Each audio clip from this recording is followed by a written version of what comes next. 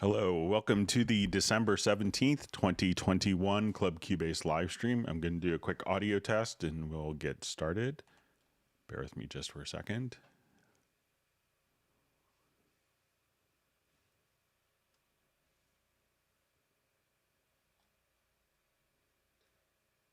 Hello, welcome to the... All right, my monitoring computer sounds fine. My name is Greg Undo. I'll be the host for the live stream today. I work as an employee for Yamaha Corporation of America.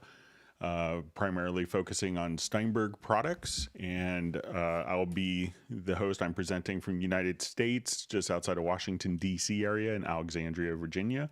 If you are watching the live stream live, please feel free to introduce yourself and tell us where you're from. If you have not attended a live stream before, how it works is you could submit questions in advance to clubcubase@steinberg.de, or simply during the live stream, you could go to the chat field and type your questions there. We'll try to get through all the questions as completely and as succinctly as possible, but my ability to answer questions in a real-time manner will soon be eclipsed.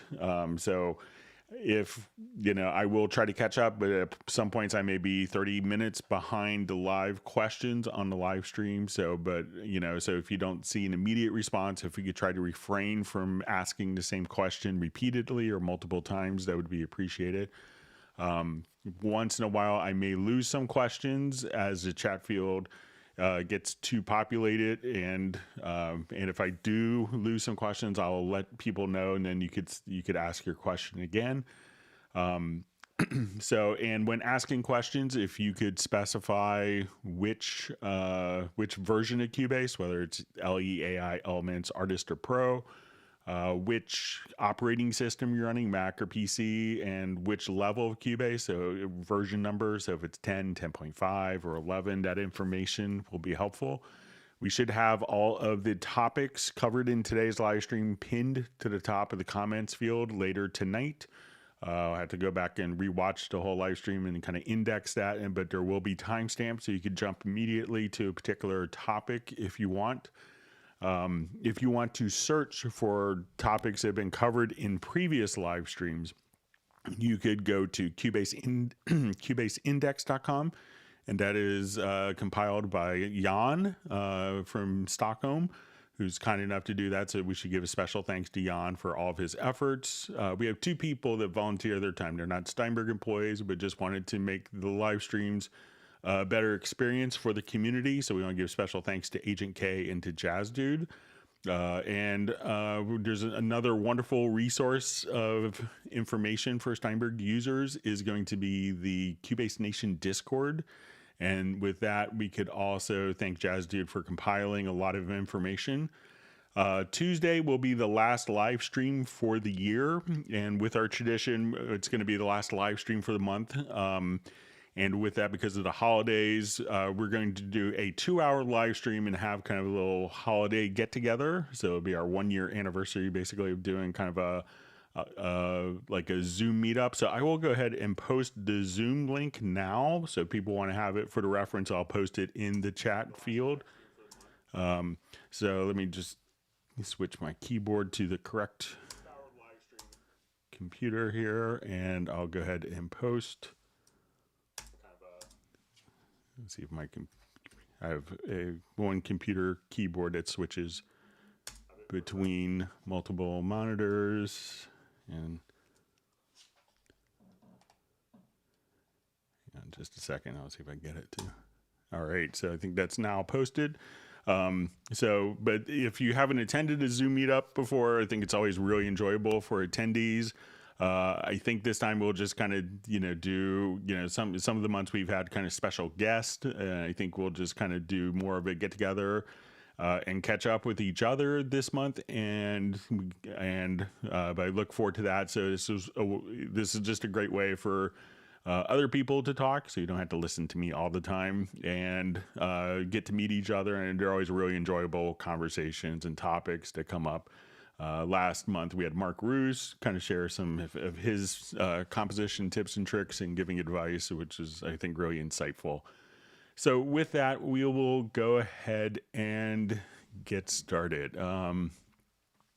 Okay, so we see, I'm going to break out my chat so you can see it a little easier. Pop it out.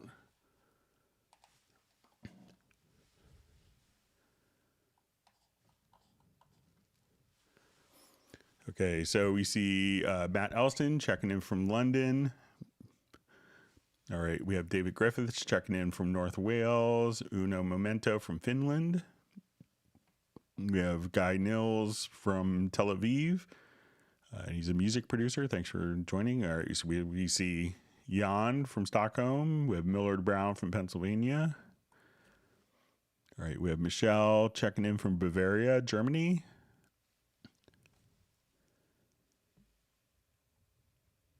And we have Benny from Sweden as well. All right, we have Belgium. All right, and we have the Cube checking in from Melbourne, Florida. All right, so our first question for Millard Brown. All right, so we'd say, Greg, my Cubase forgot everything: Windows layouts, recent projects, keyboard shortcuts, I/O setup, etc. Even decided to remind me to register. Where would those settings have been? So generally, most of those settings, you may kind of get that if you choose to start the program in kind of a safe mode. So, you know, a lot of times, if you do kind of get a crash, or if, let's say you have a plugin that takes down a system, if you hold down, you know, so I'll just start up, let's say if I start Cubase 10.5 here, and I'll hold down like Alt Control Shift or Command Option Shift, we could come and we could disable the program preferences. So maybe it kind of started in safe mode, and if you did that, you could disable the program preferences. But if you wanted to kind of trigger it back, one of the things that you could try is to just hold down, you know, Command Option Shift or Alt Control Shift right after clicking on the icons. And then from there, try to just say, you know, use regular, you know, program preferences, and see if that does it. But, you know, basically all the preferences should be there unless you specifically told them to be deleted.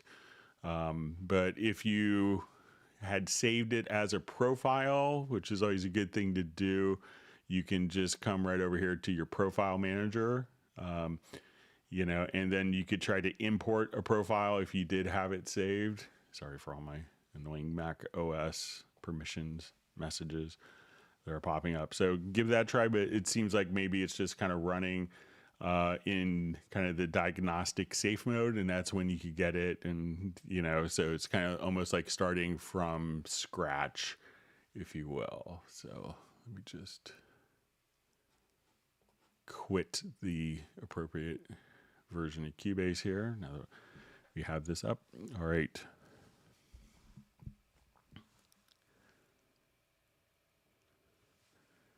Okay, so we have, so you see a question, morning, Greg, how can I trim some of the volume automation with faders without overriding the original automation?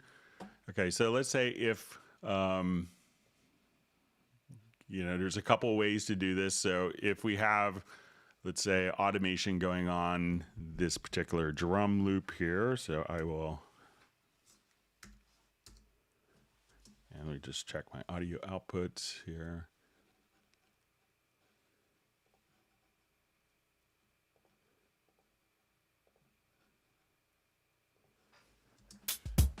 Okay, so let's say if if I have some automation going on, so let's say I'll just draw in some automation. So one of the things that you could do if you wanted to kind of trim the automation, if you want to do it kind of at the pre-fader level, you could come here and just adjust the overall amplitude. You know, you could do the clip gain volume.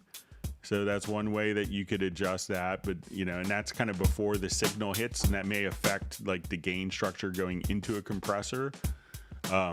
Some people will choose to come here and just take the automation and just be able to kind of adjust it down like so.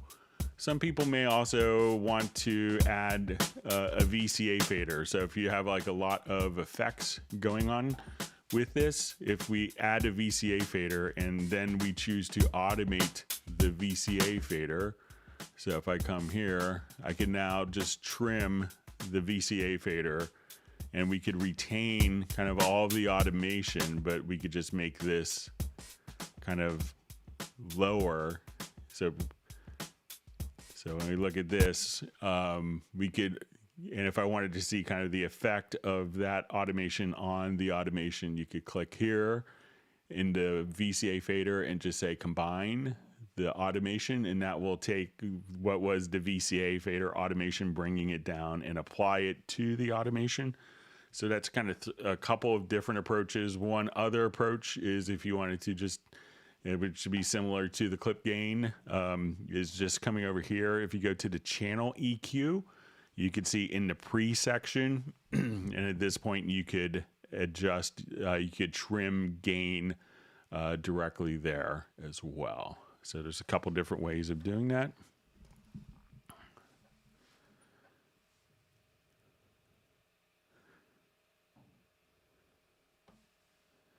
All right, wonderful to see Michael Pierce on the live stream. Yeah, I'm glad you got the email. So you can see that Steinberg listens for what you guys are communicating back. All right.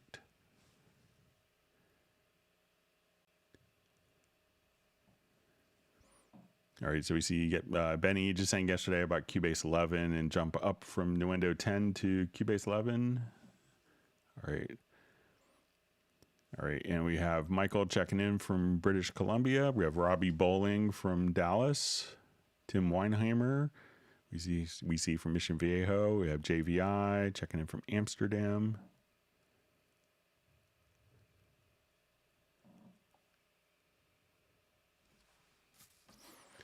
Okay, so we have a question from The Cube. Do you need Groove Agent 5 to make patterns in Groove Agent SE5? And if not, how do you save MIDI patterns that you make in the drum editor in Cubase Pro 11? So, there's a couple of different ways. So let's say if I had I just create a little drum pattern that I want. So let's say I'll just do World's Worst Drum Beat here, and I'll just do like a measure. So let's say, okay.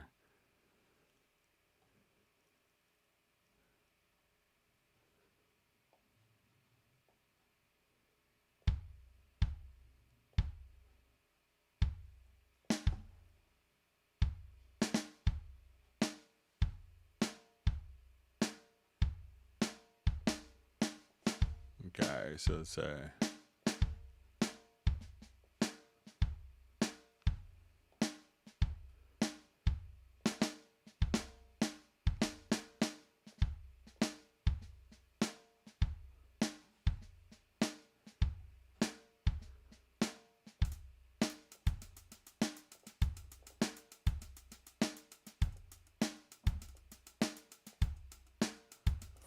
Okay, so if I just wanted to have a beat here, really all I would have to do to save that independently so that I could just come over here is just to go to your file menu, and then you could export MIDI loops.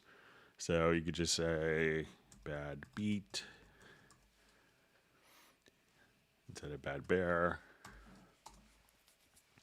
So now when you come over here, you could save that as a MIDI loop, and that MIDI loop will automatically save everything. And MIDI loops are kind of like MIDI files, but they associate the particular instrument that was used in the MIDI loop. So at that point, you could just drag that MIDI loop from your media bay into any project completely independently. So that's an easy way of doing it.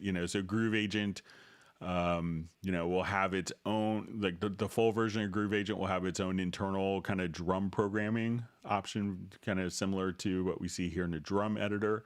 But if you just want to do it in the project window and have it automatically load up that particular kit and instrument, just come right over here and export it as a MIDI loop.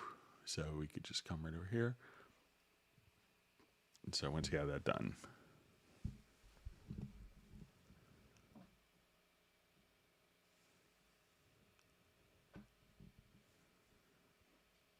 Okay, so we have a question from Mitch Michelle. So it says, my question for today is, when in the MIDI/audio editor, how can I adjust the scroll speed when editing, not in play? Is there a way I can grab the screen where there are no notes and drag it along? So, let's say if I just have maybe different events here, I'll just kind of maybe create this scenario.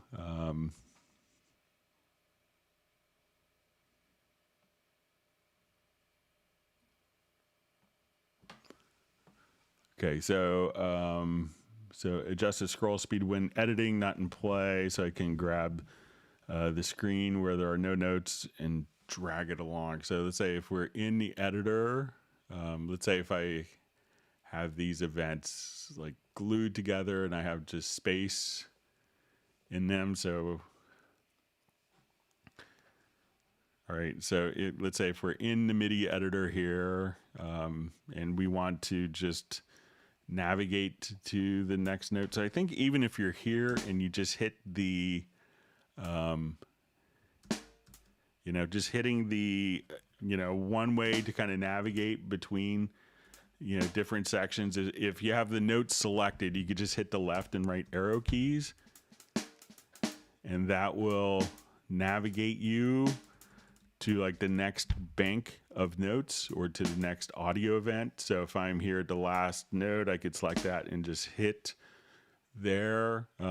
Depending on how much you're doing, you could also, just come here and, kind of navigate in Zoom as well. So if you wanted to, like, while you kind of do your edits, so let's say we're playing along here,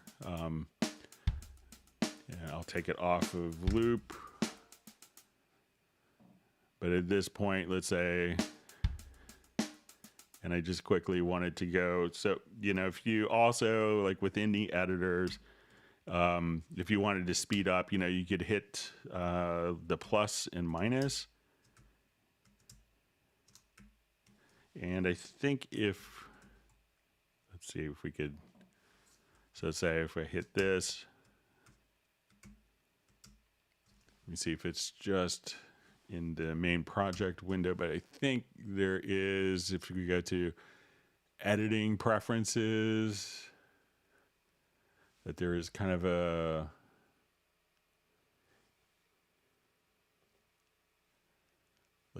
quick scroll, I think, when holding down shift key. Let me just see if it's set in a preference. Maybe it's under transport.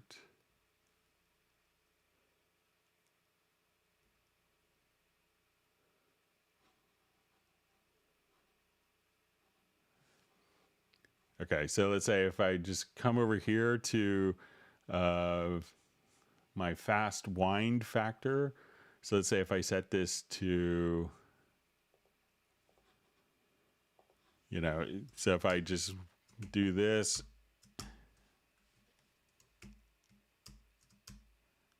so you could adjust, so if you go here to this preference, so if you wanted to move, you could, have the wind speed options, and then you could have it fixed and a 4-speed factor. So while I'm here, I could use the plus and minus keys on the numeric keypad so plus is fast forward, minus is rewind. And then if I hold down shift, you could increase the rate of that. So this is with shift, this is without shift. So with shift, so with, so you could adjust, to have different factors for rewinding and fast forwarding while you're in the editor. So you give that a try. Let me know if that's helpful.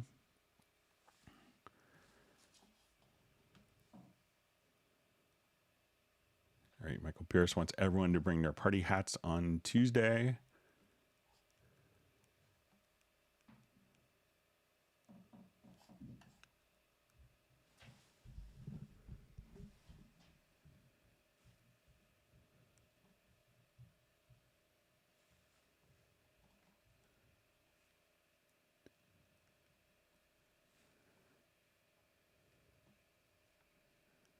Okay, reading through comments. All right, so question, can I rename an automation track? So I think that the automation track is going to be tied to the particular parameter.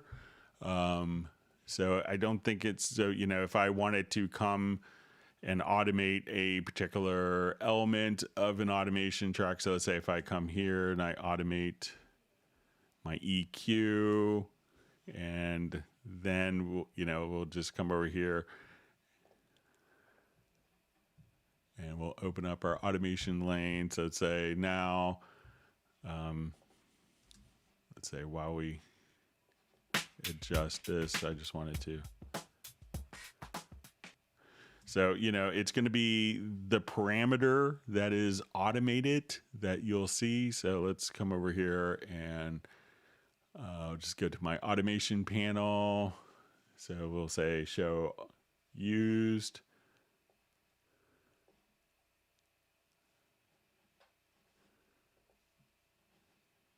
All right, so I'm just going to automate it this time. That would be helpful. All right.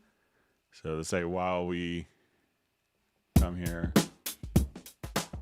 So as I adjust the parameters, so the automation is going to be really tied to the particular parameter that's automated. And I know sometimes it may be kind of large to see, but I don't think it's nameable. It's just kind of whatever the parameter of the plugin that's being kind of reported to, you know, to the program, then that's what it's going to show. So I don't think that that could be renamed. So.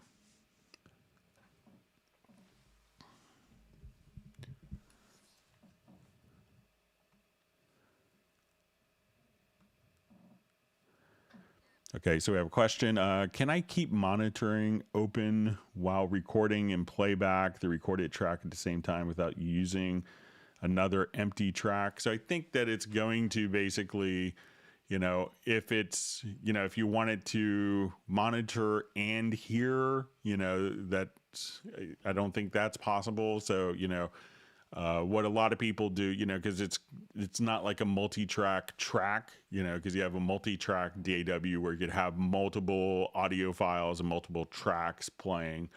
So I know, you know, we've had requests from, you know, guitar players and stuff who always want to be able to play along on the track that they are recording, and they want to hear the track and the input monitoring signal. But I think you really need to just, you know, even if you duplicate the track without events or just have an empty track that you're monitoring, that's going to be a better approach, because otherwise the track, you know, instead of it sounding twice, you know, and, you know, trying to find the balance between those two, and that could get to a lot of weird things in big projects for customers to get really confused on. So I think you know, if you wanted that to always have like a track to monitor an incoming signal, is, you know, maybe just have a generic track that's available for you to do that with.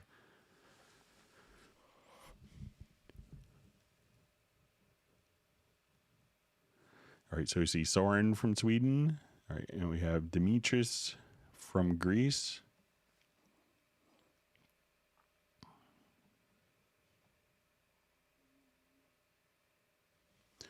All right, so a question: how do you remove unused plugins from the plugin folder? You know, so Cubase will scan whatever, you know, so if we come over here to the VST plugin manager, you know, there's going to be a common plugin folder for VST3 plugins. And if you want to not see plugins, I'll just make sure I'm rereading it. You know, just reread it one more time.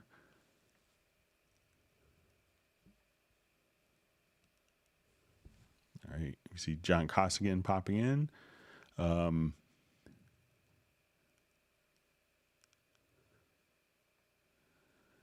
Okay, so just removing the unused plugins.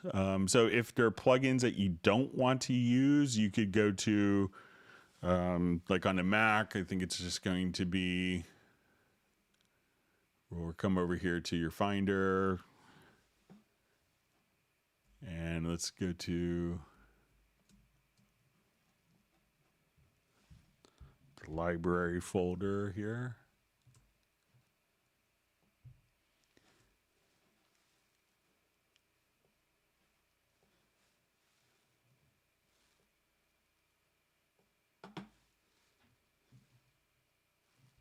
So I think if you go to audio and then to plugins, you'll see VST. And then, you know, this is where, I think that's where you would see, like on the Mac, the VST plugins folder. So you could go through and just manually delete. But I'm not sure if you want to delete the plugins that aren't being used, or if you want to, like if you installed plugins and you don't want to have access to them, you could just simply remove that. But you know, when you say unused plugins, is it unused in a project or unused on this system? If you could clarify that, that would be helpful.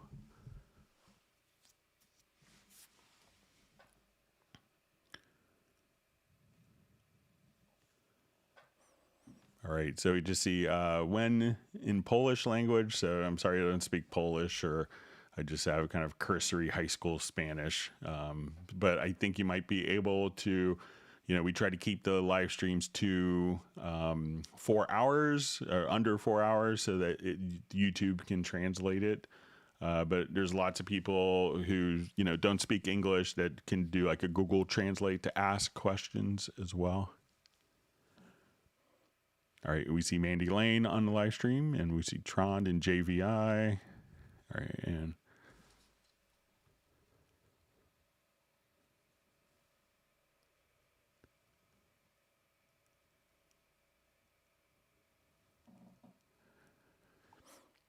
all right, so you just see I struggle with the master mix. Please show me some way to get it cheesy and loud without distortion. Okay, so let's come over here. I'll just open up quick project.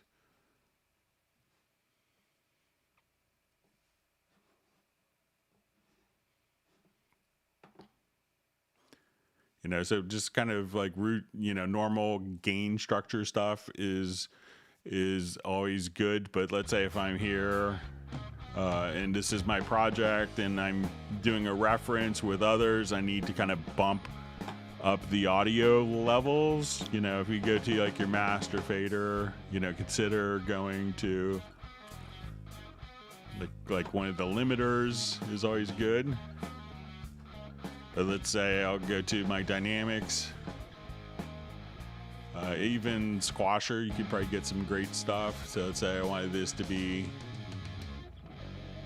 like an overall mix, like a master bus glue. So this is kind of a multi-band up-down compressor. And here we could adjust our output.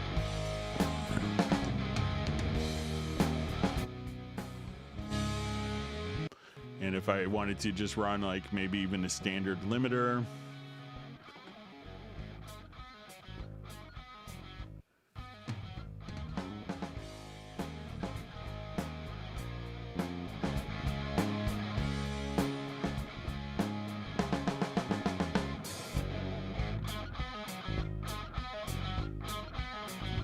And then here you could have this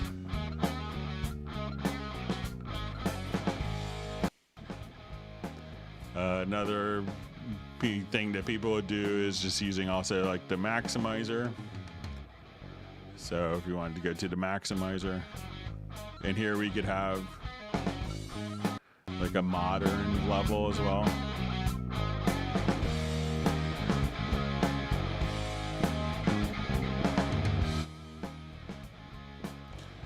And what a lot of people do is, do the mix down of the particular file. So let's say if I wanted to come here and do a quick mix down of the file.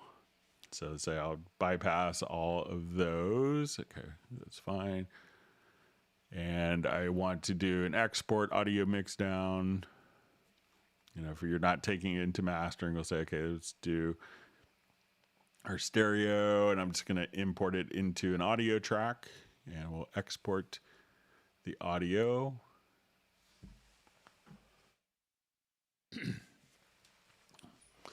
And we have our file here. So let's say, okay, this file isn't as loud as we want, is just coming over here and saying, once we have that particular file, you could go to your audio, and then you could go to process, and then just go to normalize.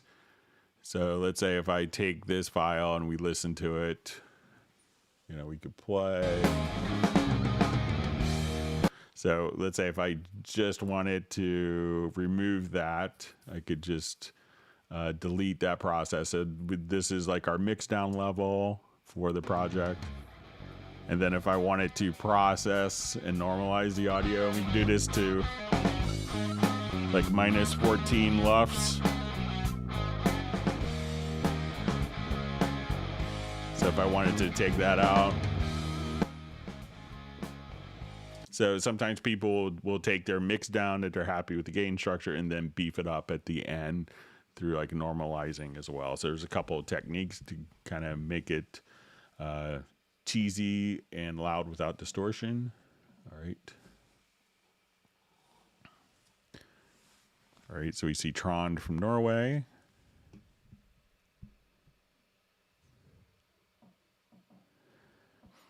As I see from Michael Garding, can user profiles in Cubase be transferred to Nuendo? Let's go ahead and just do a quick test. I believe that it should be able to.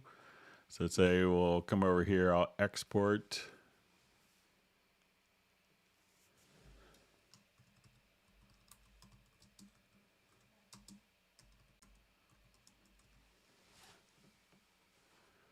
Okay, and I'll save this to desktop.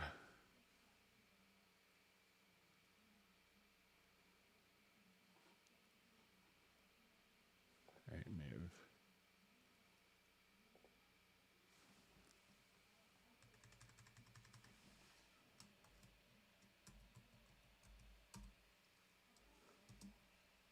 Maybe not gotten the period in there. Okay, so let's come over here to Nuendo.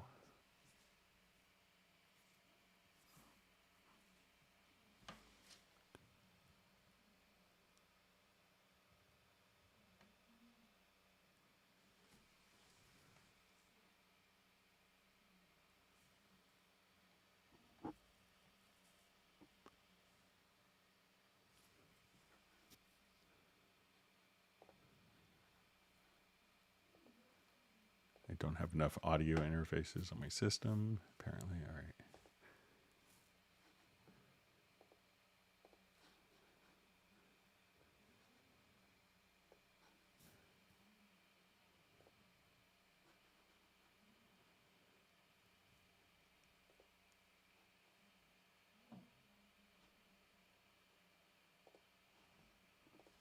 Yep, looks like the profiles will carry over from Cubase to Nuendo as well. So.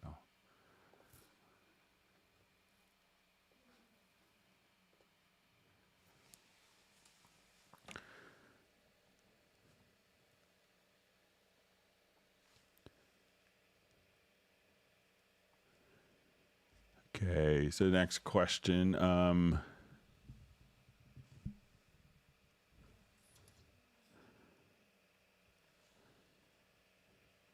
Okay, so we see, hi Greg, I know Timo watching this feed, and I would like to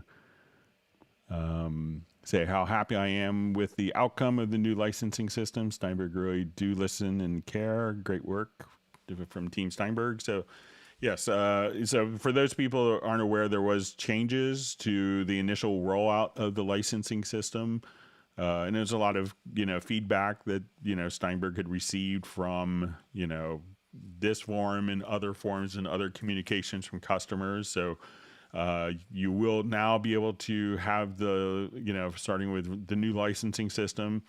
Once it's authorized, it's not going to do a 30-day check. So it won't need to kind of check into home. So you won't have to, worry about being in the middle of a project or traveling and have a, call in check to, to the online, license management system. And also it will, instead of being for 2 computers that the software can run on, it's been upped to 3 computers. So, which is kind of, some of the feedback that people had wanted, especially in this forum. So, it's great to see that Steinberg reacted in a way that's really beneficial to customers. So I thought that they handled that really well. All right, so we see Brian Sawyer from Beulahville, North Carolina. Great to see you on the live stream.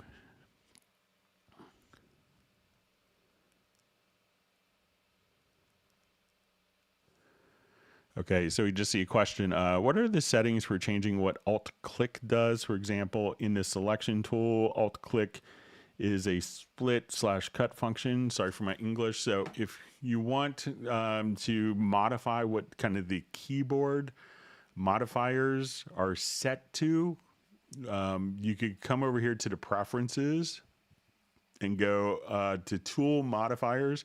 And for each of the tools, like, if you, as mentioned, if you do a select tool and then with the object selection tool, if you hold down the Alt key, you can split, just clicking directly there. But, if you wanted to modify and change, some of the options and modifier keys, you can come over here to preferences, to editing, to tool modifiers, and then you could go to the select tool. So here you could just say, I want it to set to position. Like, I wanted to click here while holding down these modifier keys. And instead of selecting the event, I want to move the play head position. So you could set the position. You could edit velocity. In the MIDI editors, you could split the event, slip events, and you could modify these. So all you have to do is kind of select here, type in your keys that you want to do for modification, and then click assign. So you could assign kind of, power user features for different functions and tools using the modifier keys, and you could customize it as well.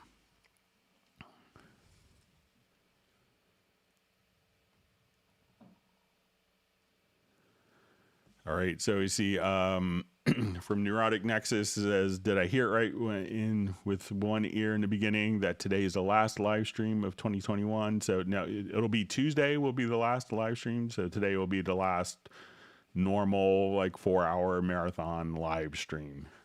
And then Tuesday we'll do a 2-hour and a 2-hour kind of holiday Zoom get together. So look forward to seeing everyone on that.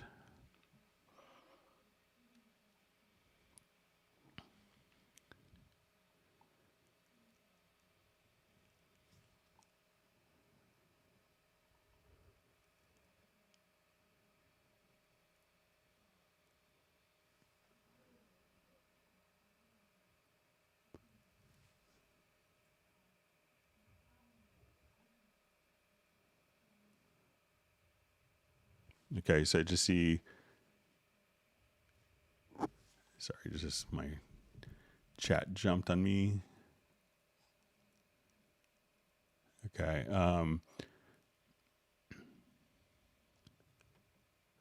Okay, so from Filter Free question, if I edit a part, is it possible to move the part along the track with a key command by the quantize value?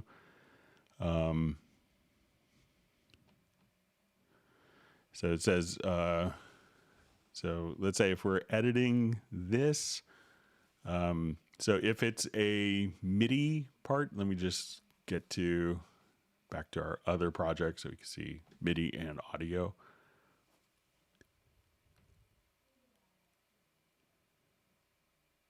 Okay, so let's say I have my quantized value here set to quarter notes. So if I have this event selected, you could hold down Control or Command plus the left or right arrow, and that will move it by the quantized value.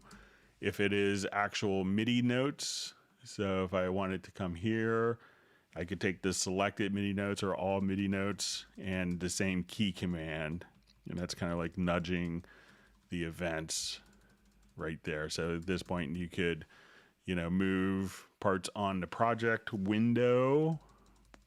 And if I wanted to change the quantize here to, dotted quarter notes instead, we could do that for both MIDI and audio parts on the project window, or just individual notes depending on what is selected. So we can just, left and right arrows plus Control or Command.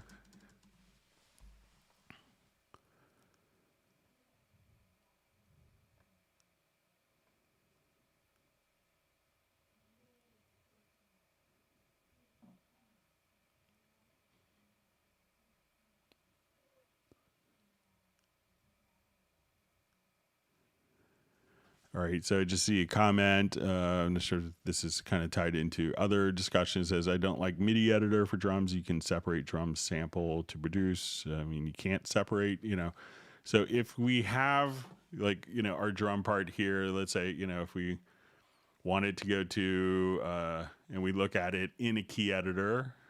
So let's say if I just wanted to, let's say if I have a MIDI part here, and I had programmed, I prefer kind of the same reasons, so let's say if I had different pitches here, and these were, kick, snare, hi-hat, whatever sounds, but you can just, easily come over here, go to the MIDI menu if you wanted to split, and then you'll see just a quick, select the event, and then you'll see dissolve part, and you could just say separate by pitches.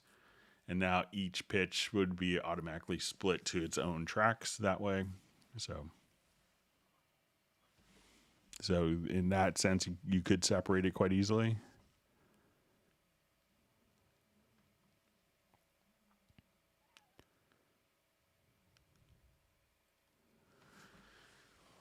Okay, so I just see a question. Is it possible to have two tracks for Groove Agent, one with the block patterns and one with the MIDI events, maybe one track instrument and the second one MIDI? So yeah, so once we have, let's say if this is my Groove Agent track, so if you wanted to come here, so we have our instrument track, and so now if I come here and create a MIDI track, it'll be automatically, it's usually, let me make sure I had the track selected here. Okay, so as soon as I come here, I'm going to, so let's say I have that selected, and okay, so usually, and then at this point, we could say we're going to have the first Groove Agent for Get to Past, and I could just come over here, and there's you could have it, set up so that this would be, one for MIDI notes and one for block patterns. So you could have it be routed to the same instrument, but, Groove Agent, if you look at it and we open this up here, you could actually see that there's going to be, once you go into the pattern, you'll see this little icon here, and this, you could have a separate MIDI port for it if you needed to, so that the pattern port could be independent of the port that's triggering different instrument sounds.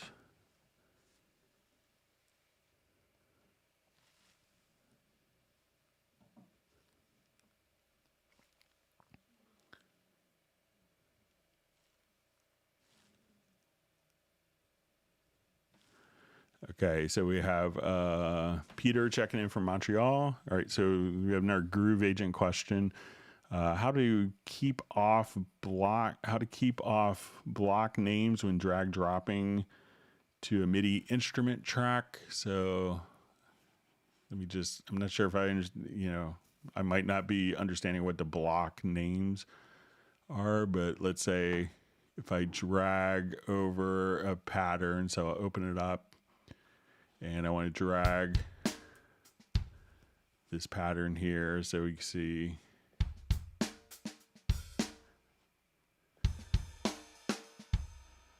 Okay, so I think that's going to still, if it's this name here, all right, so let's say if I select those, and now so it looks like those are dragged over, but you could just select the events and go to the info line and change the name. So if that's the name that you're trying to get rid of, you could just come right here and rename it however you see fit. So let me know if that's what you mean by the block names or the block patterns. All right, so we have Richard checking in from the UK. Thanks for joining us.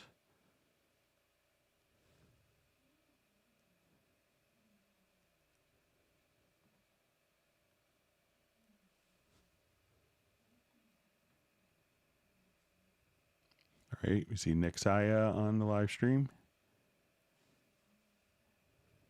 Thanks for joining. From, I think, northern New Jersey, New York area.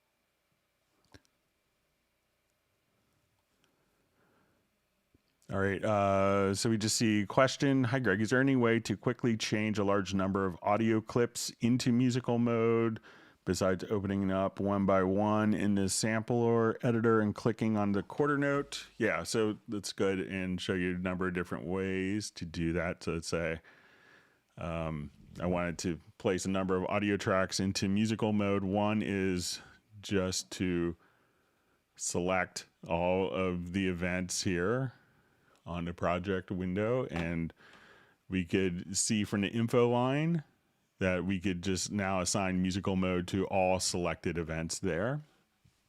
Another way to do it is in the pool window. So if we wanted to select all of our drums, I can come over here and then we could enable musical mode on all of the audio files right there. So you don't have to do it one by one by one by one. So try those two methods, and that should speed up the workflow for you.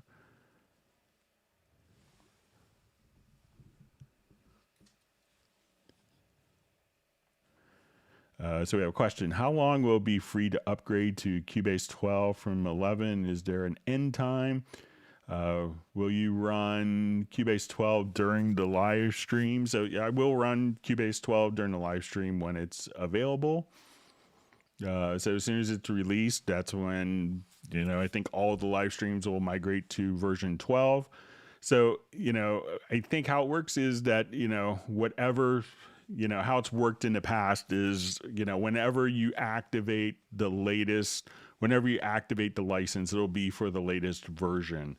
So right now, and then if you're within a certain amount of time, there's a grace period update. So, and we're currently in the grace periods, for over a month now. Steinberg usually does about 4 weeks for a grace period, but they've extended the grace period significantly for this release. So from November 10th of this year to the release, any program that is activated will automatically qualify for a free upgrade to Cubase 12. So that's a really great thing.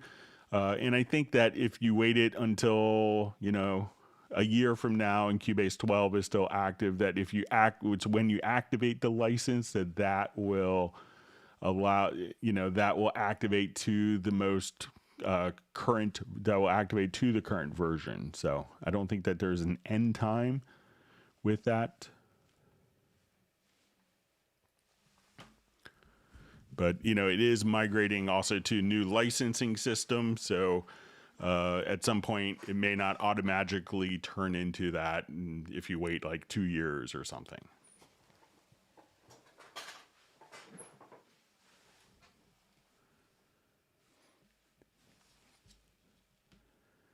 All right, and we have Matt Elder from Canada checking in. Glad you can make it.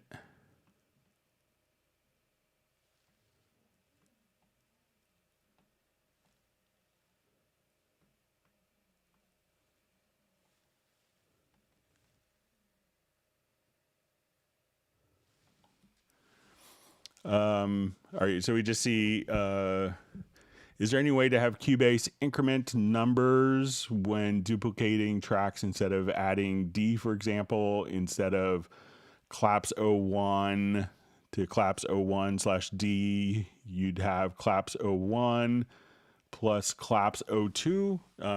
So there's a way we could do this, you know, we could do it kind of in the project logical editor as a naming condition.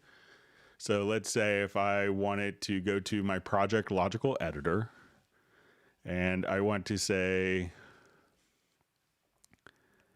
name contains, and I'll just put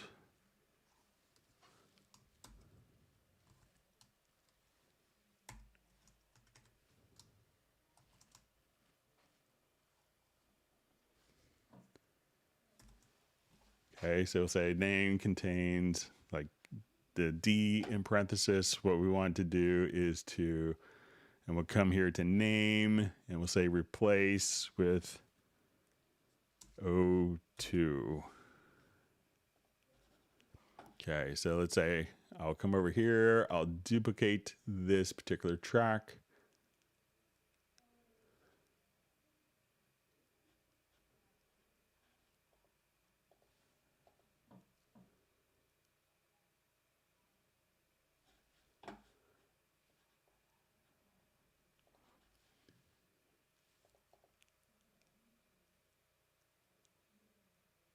Oh, I'm gonna make it the active project. That would help. Sorry about that. Hate when I have a brain cramp. All right. So now we'll duplicate the track. And we'll come over here to the project logical editor.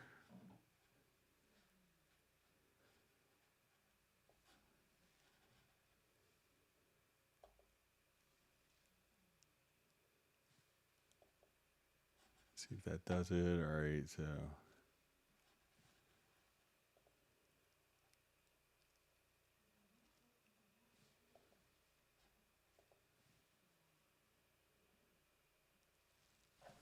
let's see if we could.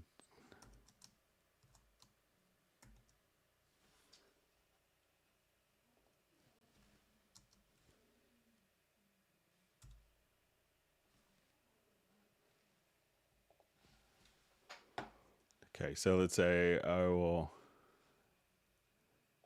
come over here. We'll say media type is equal, we'll say container type is equal to track.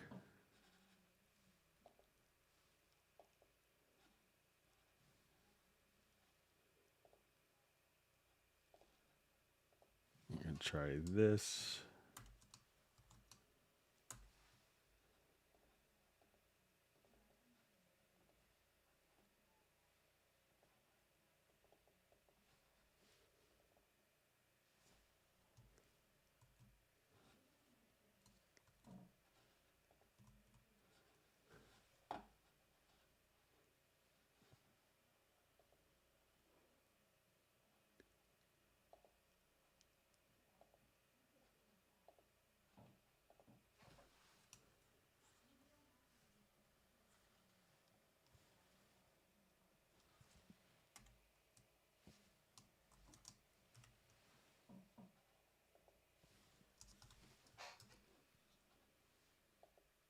So yeah, so if we do this, I just said a typo. So we say container type equals track.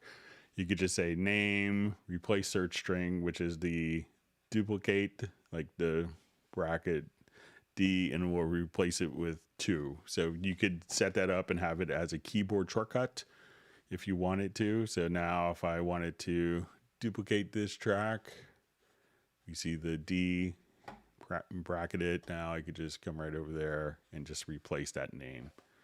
Sorry for having my typo and my brain cramp. All right.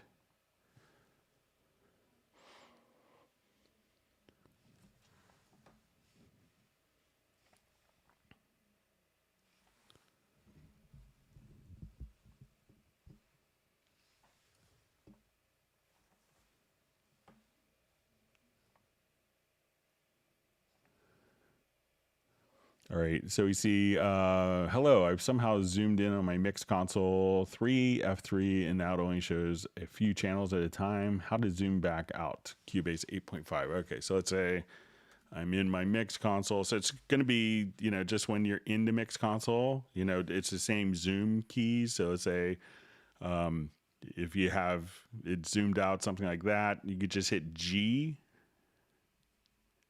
to zoom that way and H. So just the same exact keyboard shortcuts for zooming, G and H. So just try hitting the letter G, and I think that will take care of it for you. Give you more channels in your mixer view.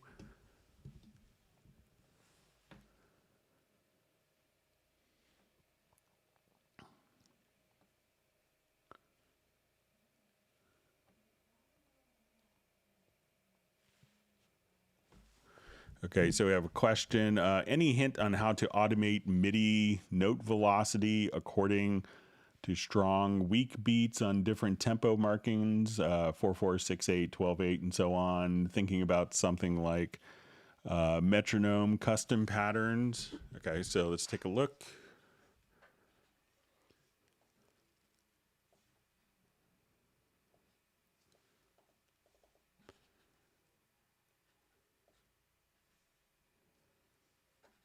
Okay, so I'll just put this in drum editor to show here. Okay, so let's say I'll just put this in as eighth notes. Okay, and let's say I want, and let's say we'll just make this all like 8. Just adjust my velocity here to 80. All right, so let's say I want to make the downbeats like on like beats 1, 2, 3, 4 to be up in velocity. So we could do this with the logical editor. So we'll come over here to the MIDI logical editor, and you can set up different conditions for this. So we're going to say we want to transform. And we will say type is equal to notes. All right, and at this point, I want to say position. All right. And I want to say inside bar range.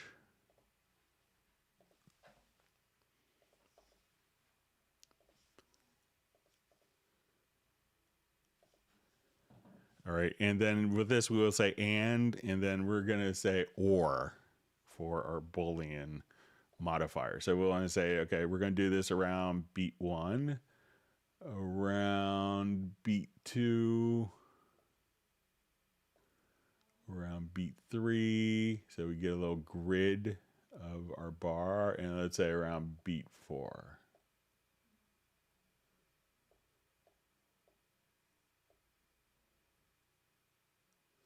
All right, so now if I did this right, so we're going to transform those particular notes. And what we want to do is to take those notes that we defined that fall on a beat 1, 2, 3, and 4.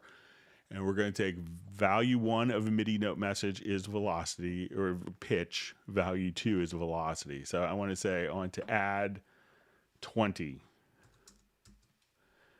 So if I did this right, we'll see the downbeats of every note increase by 20 for our velocity value. So if I wanted to do that again, so that's in, if you wanted to say outside of bar range, you could do stuff like that as well. So you could set up conditions like that and just fire up and have it fired off from a keyboard shortcut very easily. So give that a shot. So you, again, transform, type is equal to note, position to inside bar range, and then you could just graphically draw around the beat. And make sure that the Boolean condition here, the first one is set to and, the other one set to or, and then we'll say value 2, the velocity of those selected notes we want to add or subtract whatever amount of the velocity range. So I could also say, if I wanted to switch this to value 1, and I say, okay, let's subtract, the pitch is value 1, so let's subtract 3. So now when I come over here, all the notes that are in the downbeats will be subtracted, by 3. So we could do stuff like that as well.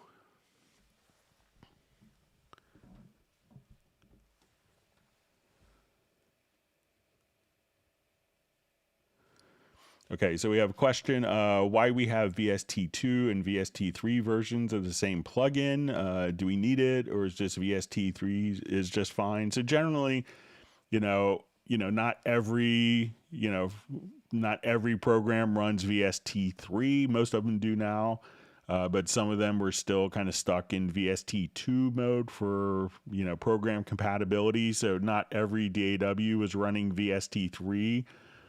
For a while. A lot of them are doing it now. So as we work with that, so the plugin developers to, reach other DAW users and maybe legacy users would create a VST2 and VST3. Generally for, 99% of the time, if you have the choice of just installing VST2 or VST3, I would go with VST3. I just installed some plugins on my personal computer, and it didn't ask me if I wanted VST2 or VST3. It just kind of installed them. So it's really kind of up to the plugin manufacturer how they choose to do that.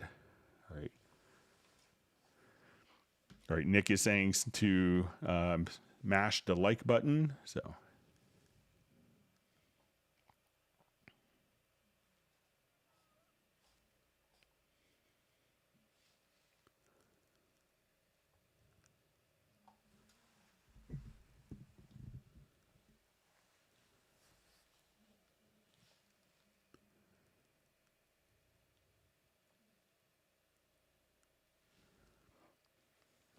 So we just see any chances Cubase looking to include Ableton Live Link was recently announced for Pro Tools, and it's a game changer for us media composers.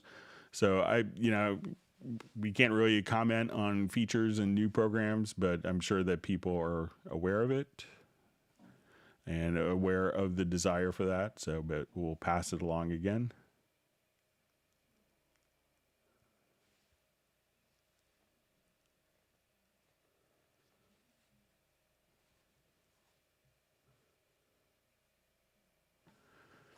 All right.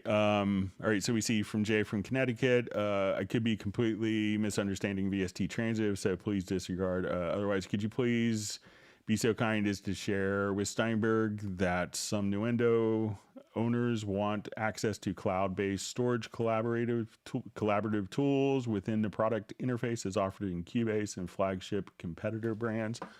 So, within Nuendo already. So I think some of the intention of VST Transit is, like the storage is going through, I think, Amazon Web Services, so a lot of companies would utilize that. Now, many Nuendo users are working on a lot of data. So, our Nuendo Post users will have very, very strict requirements for where their media can be stored. And it's probably not going to be something like an Amazon Web Services type of solution. So it needs to be a very secure content when you're dealing with films and soundtracks for films and games. So that's why we don't see that. But, one of the things that you could do in Nuendo, if you're not, and you could do this from a local area network or a wide area network, Jay, is as we go to,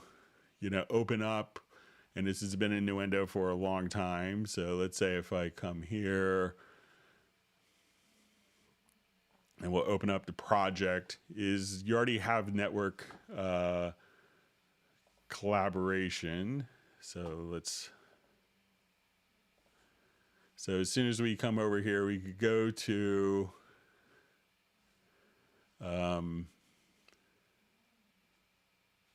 right. So let's say if I was working on a particular track here, we could now come to this, and you actually have a whole network tab directly here. So once we go, to your network setup, you could, at this point, if people are working in collaborative on the same network, and again, you could have this configured for a wide area network, I could say, okay, I've done these changes, and now I could upload these changes to the network and have multiple people could be working simultaneously on the same project.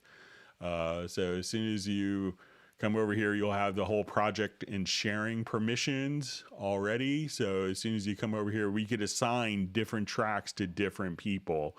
And and you could have an internal chat. So many people will have, like one mix stage and 3 other edit suites. And those people could all be working and uploading their changes into the session dynamically. So, so Nuendo was the first program that actually offered that. So that's a bit more sophisticated and makes sense for kind of file management for most Nuendo customers with that. So, make sure that you utilize all the networking functionality that's already set up directly inside of Nuendo, because that's something really slick that is already available and, works really well.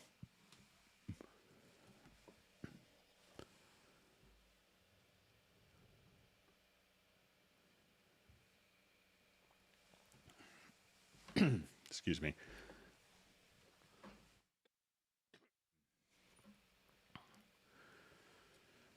Okay. All right. So you see, can I disable marker track lines in Cubase Elements? All right. So let me just open up Cubase Elements here quickly. I think I got 11 installed recently.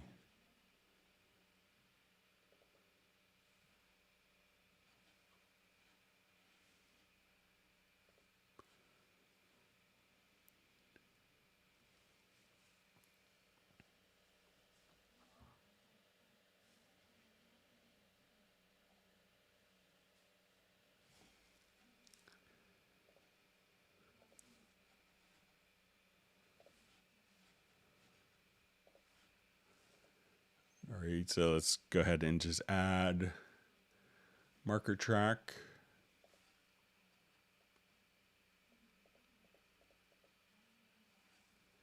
And I'll just try to make this a little more obvious.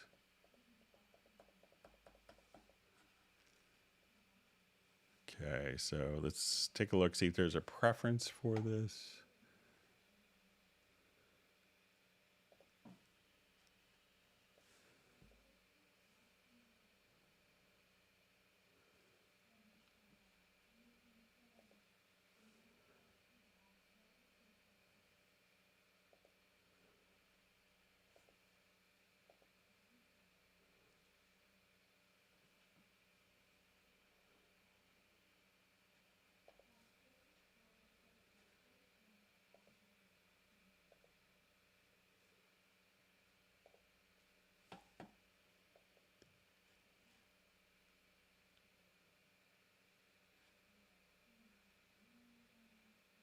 All right, let me just...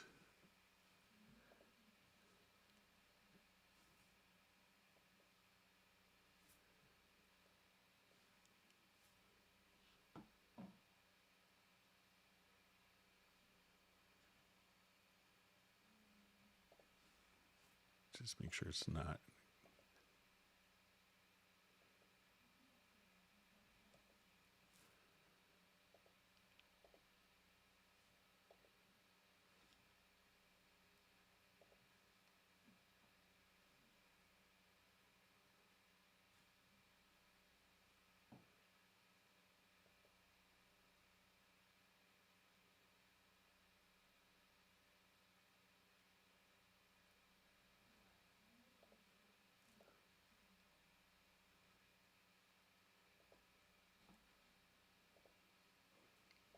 Yeah, I don't know if there's a way. I'm trying to remember if there's.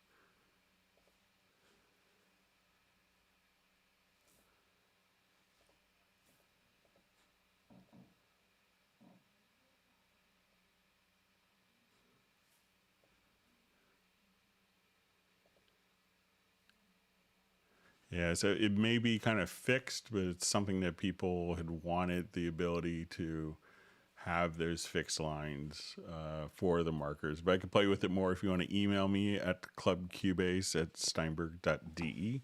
I can take a look at it over the weekend and we can mention it on Tuesday.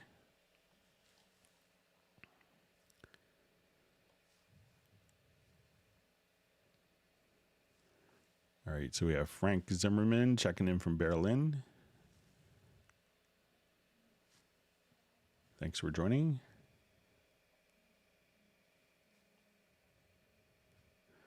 All right, so we see Michael Teams checking in from Weatherford, Texas. I think he wants everyone to whack the like button. I think virtual ice cream will start, so we should start virtual soup as well. I think that was Michael Pierce's idea.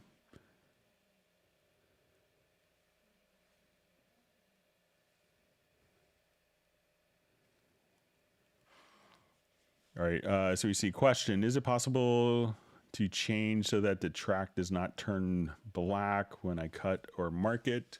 So this is kind of different behavior. So like when you select an event, it will, so when I cut, it doesn't add it. But if we select the event that it is, it indicates that the event is selected very obviously by putting it in kind of a black background. So migrating the background to be black. I know Nuendo has kind of a very subtle outline, and a lot of Nuendo users want this to, they want this behavior so it's more obvious, especially in large projects, what part is actively selected. So, but that's how it works in Cubase and Nuendo. It's kind of just changes the outline of the event, and a lot of people find that a bit too subtle. So, but it doesn't look like it changes it when it's selected, but not when it's split.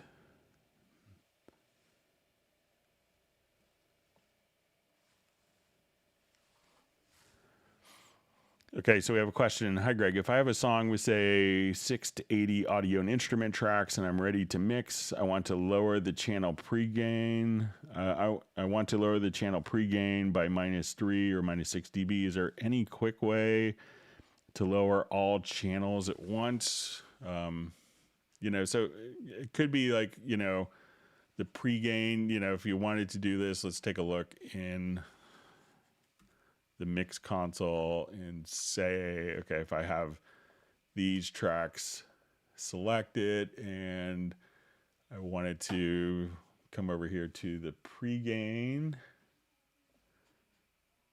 Okay, so I'll open this up. So let's say if I just enable Q-Link, that you could adjust the gain right there from the mixer. So you could do that across all tracks. So give that a shot.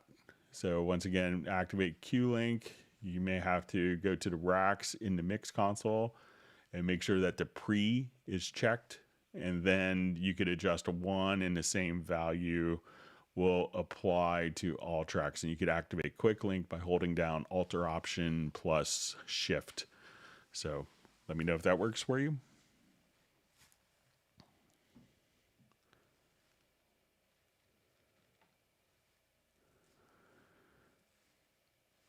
All right, so we have just a question, just saying, a question from someone who opened up Cubase yesterday for the first time. Congratulations, and thanks for joining the live stream. Why do people have so many tracks every time I see Cubase in action?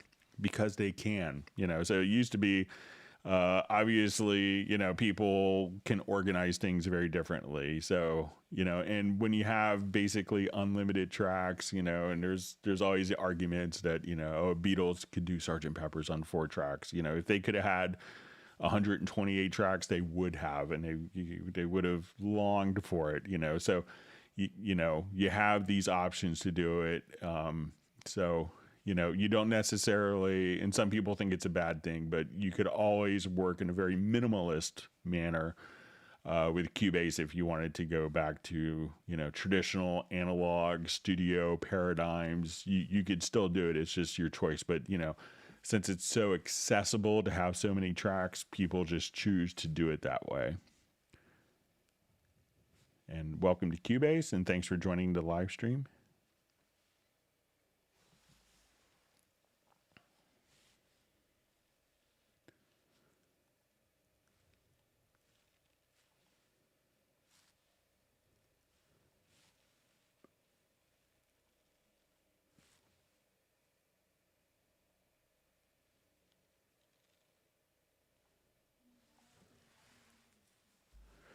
Okay, so we just have a question. Is it possible to duplicate a MIDI part as a reference, edit the original MIDI part, and see the same changes in the duplicated MIDI part? I saw that same idea in Logic. So yeah, we've been doing that since Atari time, so over 30 years.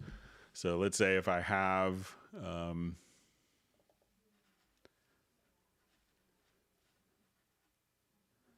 just create a quick part here.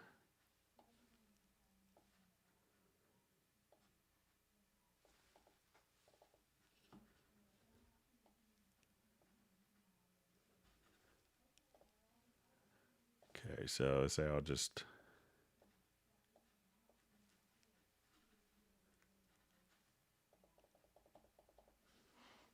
okay, so we'll just look at this part, and now let's say when I come over here, I could just hit like Control K, and then we could have what we call shared copies. So let's say, okay, now I have 10 copies. So now when I move data on the first one here, so let's say, okay, I'm going to select this one, and I start moving notes around, that we'll see the change kind of reflected in all of the other parts. So I'll select all the notes here, and I'll just change the pitch, and you see how the pitch will change on all of the other notes. So you could just hit like Control K, and then you could have, you know, shared copies as well. So, and I think if you hold down like Alt and then maybe another modifier key, that you could do shared copies that way as you copy. So just look up the term shared copies in documentation, but yeah, you could definitely do it.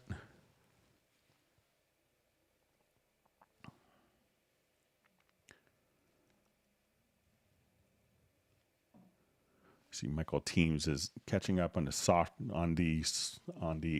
ice cream action for attendees.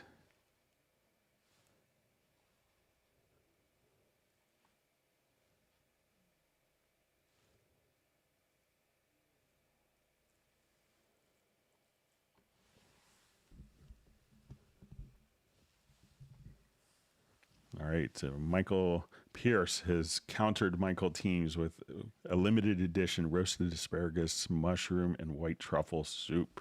So we're gonna have ice cream and soup battles here. It's great.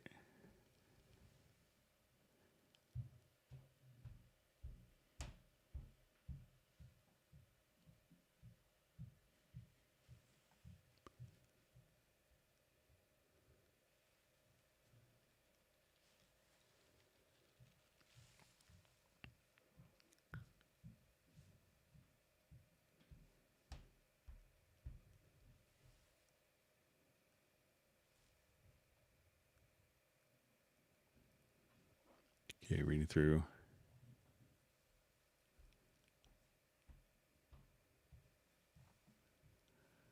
Different comments here.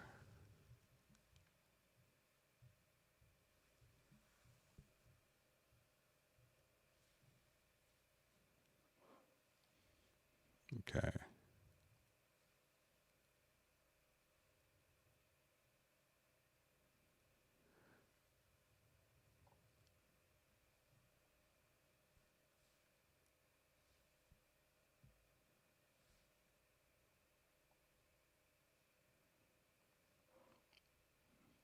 All right, we see YouTube is being weird for people today. Sorry about that.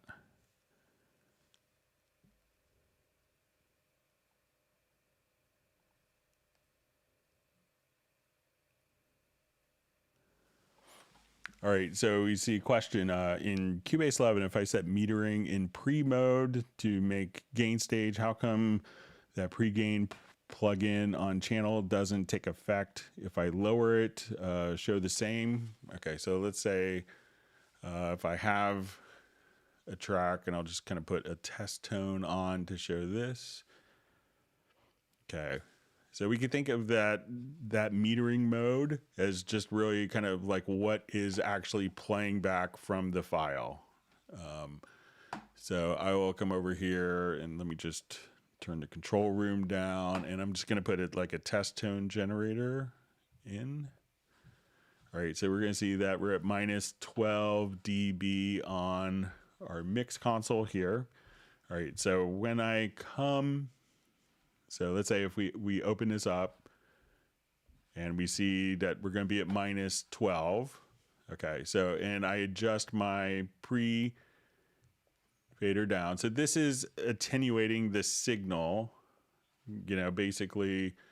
So as soon as I do this, you know, it's what this meter is showing when we're in input.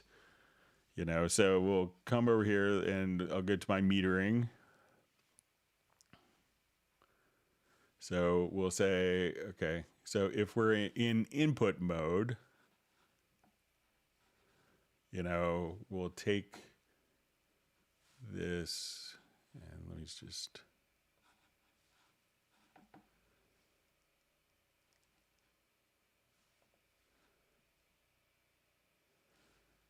all right, here, I'll just do it on this, just to kind of, on this particular track.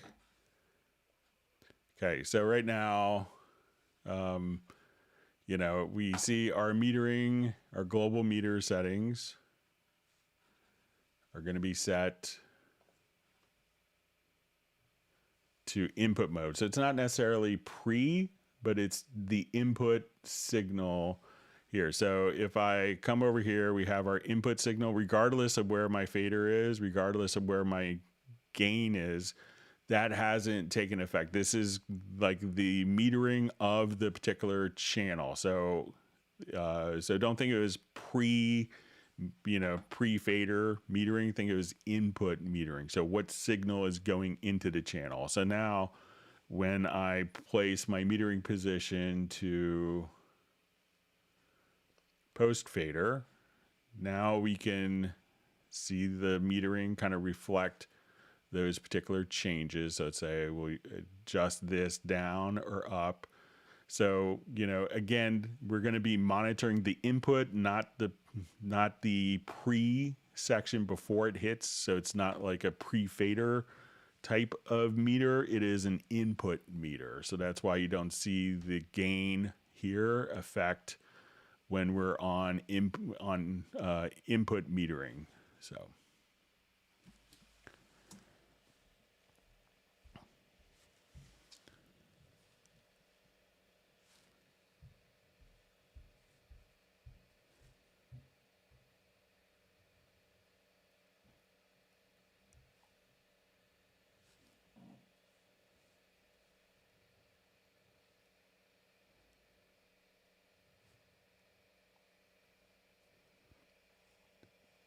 Okay, so just reading through comments. Says, I have a client that wants to import some MP4 audio files for a remix that we're doing, but I can't find a way to do it. Is there a way to do that? You know, so MP4 is kind of a, you know, think of it as more, you know, it's maybe a later generation MP3. So there's going to be a number of tools that will convert MP4 files to WAV files. So, you know, whether you do the conversion inside of Cubase or inside of some other tool, you probably will just have to convert it to a WAV file. So, you know, just look for any tool that could do that, and you could do it in iTunes, I'm sure, as well.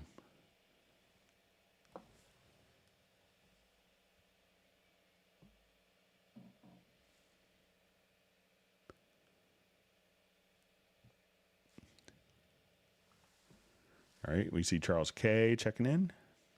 I think he's in the UK. All right. And Michael Pierce is going off doing tutoring. We'll hopefully see you back.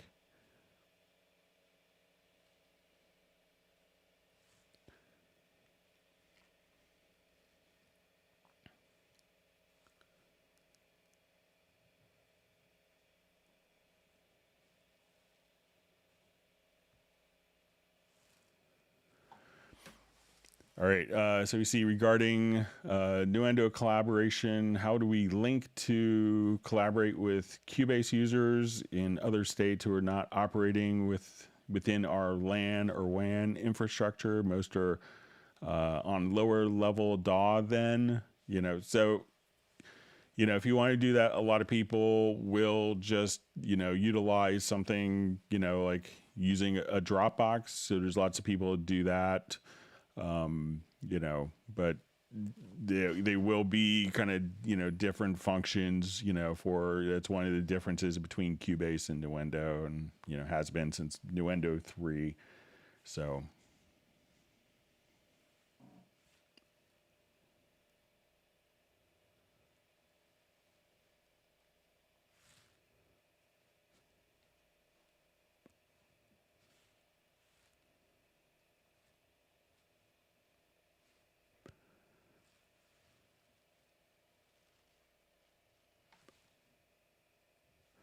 All right, so we just see Merry Christmas from the Swedish Santa country, Lapland.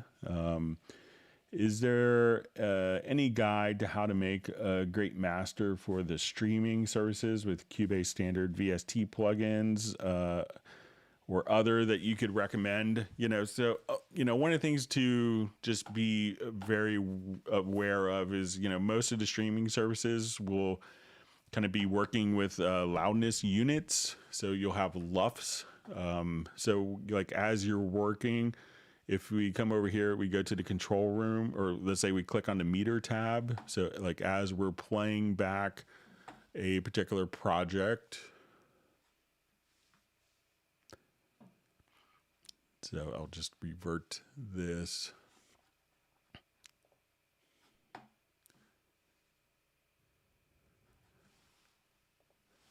So say as we're playing back, you could see kind of your control room meter, and I'll just kind of bring this up volume wise. So, you could switch to a loudness meter here. So a lot of different services will, like Spotify, when we go to the settings, you could set the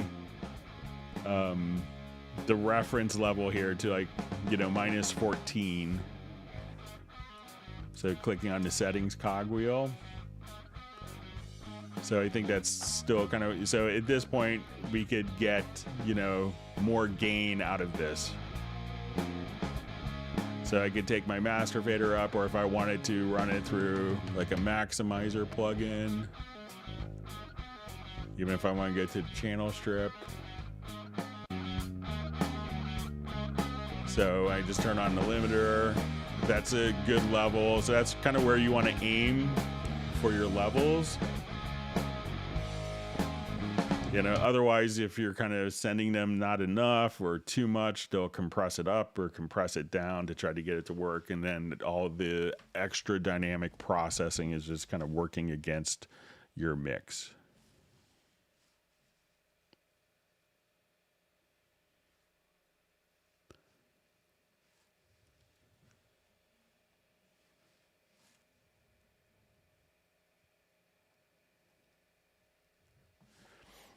So we just see, hello, is there a way to open Very Audio in the lower zone? So sure. So all you have to do is, let's say if I want to go to the bass part, so you could double click and you'll see the lower zone here, and then just click on the Very Audio tab. And you can now just have the Very Audio editor directly in the lower zone.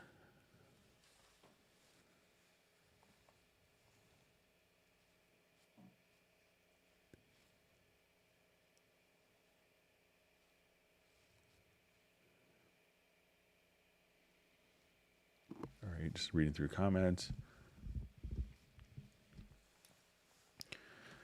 Okay, so we see from Michael Teams, hi Greg, question. For some reason, my bar on top of the session quits responding to inputs, have to click on whatever many times, and sometimes still does not respond, but we'll close. Cubase. So make sure if you have multiple projects open, Michael. So let's say if I come over here and so let's say I just opened like a project here, and and you see me, I'll do this sometimes where it's like, okay, I'm doing this and nothing is quite responding the way I think. And it could be because maybe you think the project is active. So right now, if I try to, do editing and I, try to move something, like a lot of some functions may not make sense because the project isn't active, or maybe another project is active. So if I come here, let's say, okay, I want to add an audio track. It's like, oh, why is functions not working as expected? So make sure that the project you're on actually has the little lightning bolt. So when you see it look like this, where it's illuminated with kind of a light orange background, that indicates that it's active. Or, if you don't see that, when it looks like this, it's inactive. So some functions won't, we have one project active at a time. So if you some things aren't working as expected, but you still close, the program is active, but maybe another project is a currently active project. All right, wonderful to see Sable Winters on the live stream.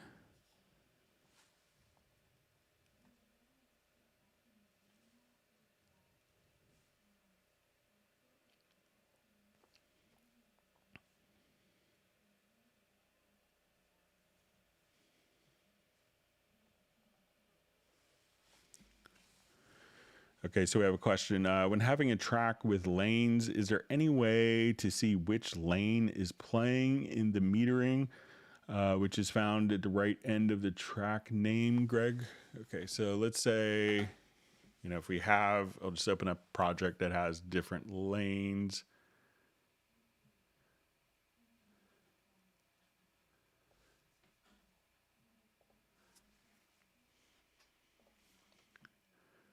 Okay, so if you want to see which lane is actively selected, one way to do it is, if you don't want to open up the lane. So let's say if I have, take 4 selected here in the lane, if you've done like a cycle recording, you could see directly there in the name.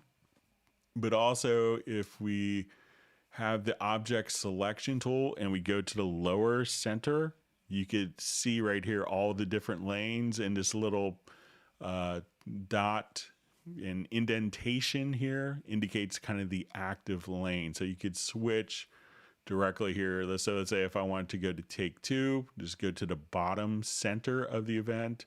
And now, okay, I wanted to go to take 5. I could just come right over here and then click on take 5. So you could just kind of drop there in the lower center and then see which lane is currently active. So let me know if that helps.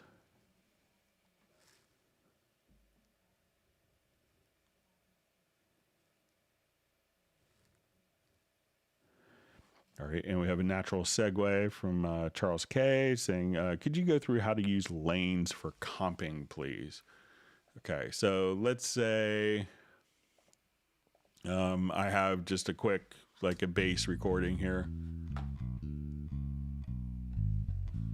And I've recorded multiple passes, and they're each in their own lane. So we could look at this. So this would be like basically take 1, 2, 3, 4, 5, 6. So now if I wanted to select a different take, we could grab the comping tool, which will be the tool that looks like a hand. And now that we're here, now I'm on take 2. Let's go to take 5. And when I do this, I can select that event and it mutes the other events so I don't have to like select one and unmute 5 other events. I could just click there and the other events automatically get muted.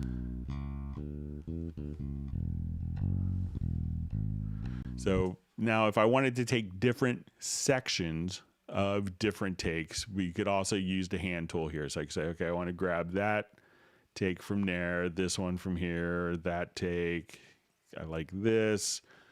And if you hold down kind of the control key, you could listen to each take and say, oh, I really like this one instead.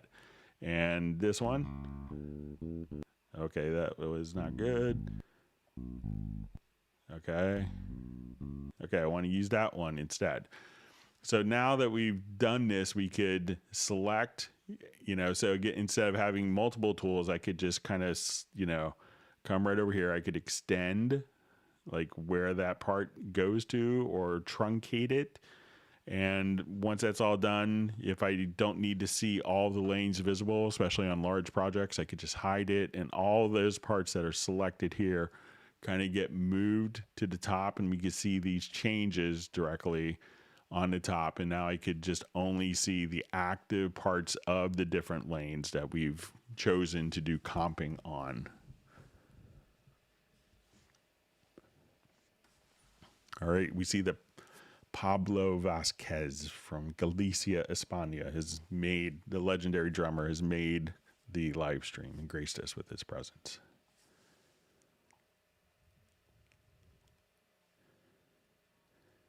So we just see, hi Greg, congratulations. Do you speak Spanish? Un poco. So I haven't studied since high school, and that was many, many years ago.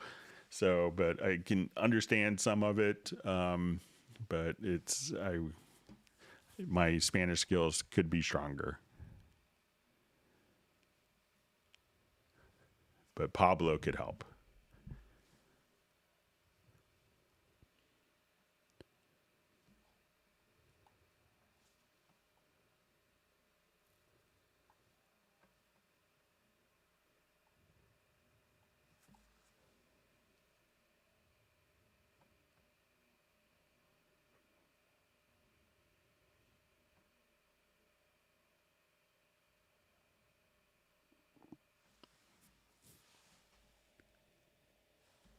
So just a comment, screen seems out of focus, just me or is anyone else seeing it? So let me know if other people are seeing it, but a lot of times that could, usually if it's kind of like a little blurry, it could be kind of YouTube maybe setting up the bandwidth for your internet connection speed, so.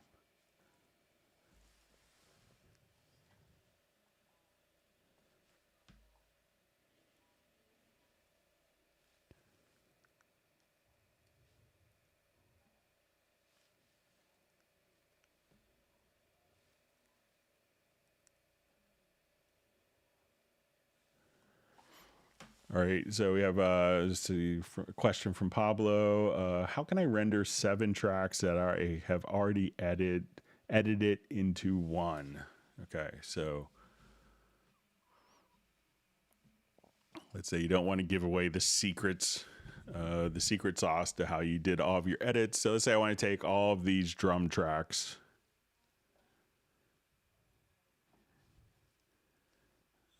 And I want it to just bounce it down to one stereo file. So I get to select those events. I'm going to go to my edit menu, and we could do this in render in place if I have the project activated.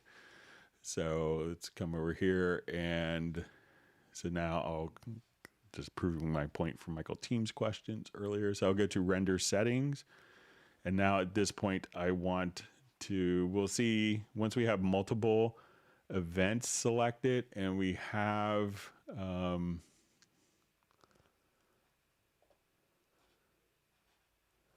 right, so I'm going to select these events again. So let's say I come here and we go to render in place. Let me go to the settings, sorry about that.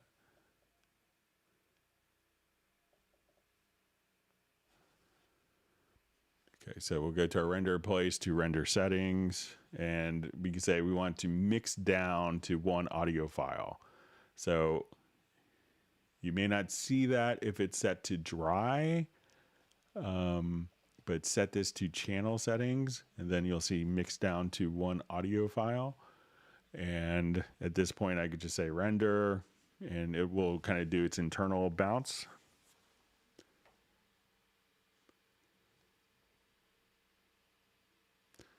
And now when we look at the file here, I'll play it if I did everything right.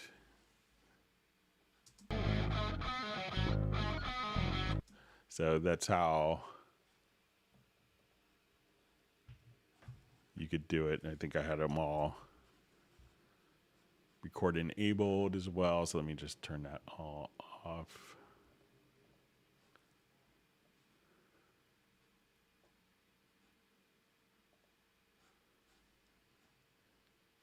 So do this one more time.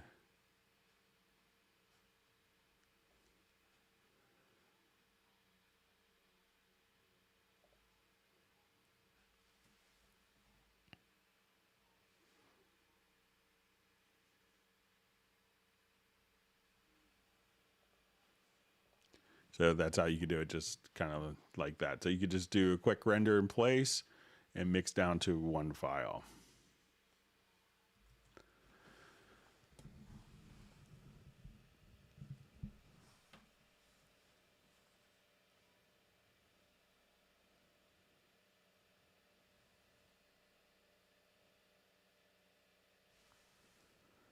Okay, I think I may have had my chat window. Let me just jump back to where I was.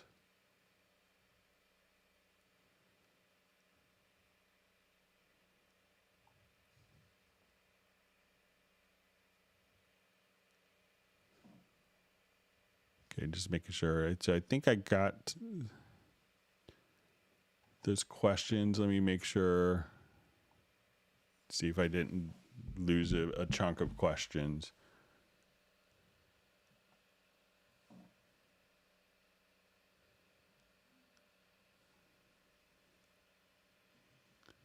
All right, so I think I got those questions, Jazz Dude, but if not, if I missed a chunk of questions and you think that I may have passed your question, just feel free to ask it again.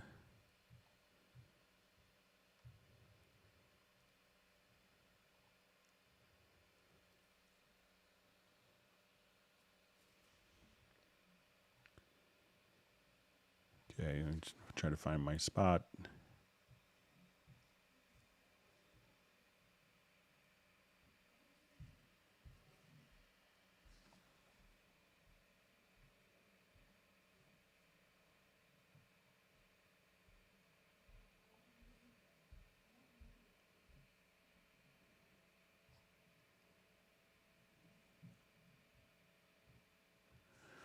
All right, so we just see a question. How do I change the name of a single event without changing the name of the track? So let's say, here, this will be called overhead L. So if I come here, we could just go to the description.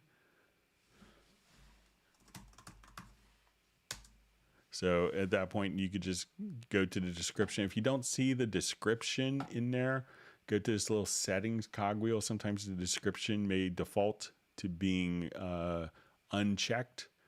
So at that point, you could change the name of the event without changing the name of the track.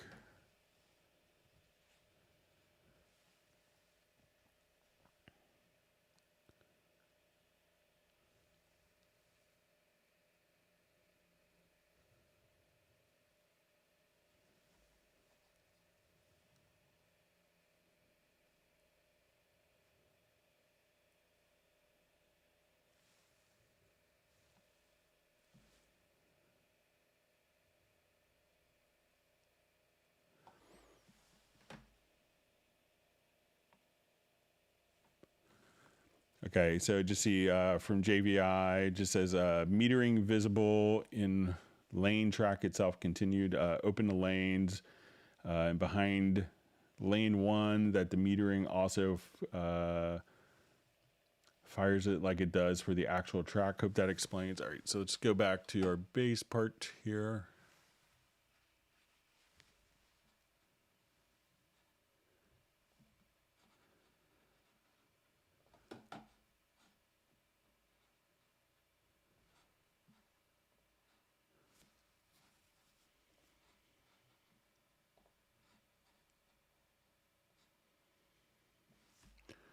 Okay, so let's say I open up the lanes.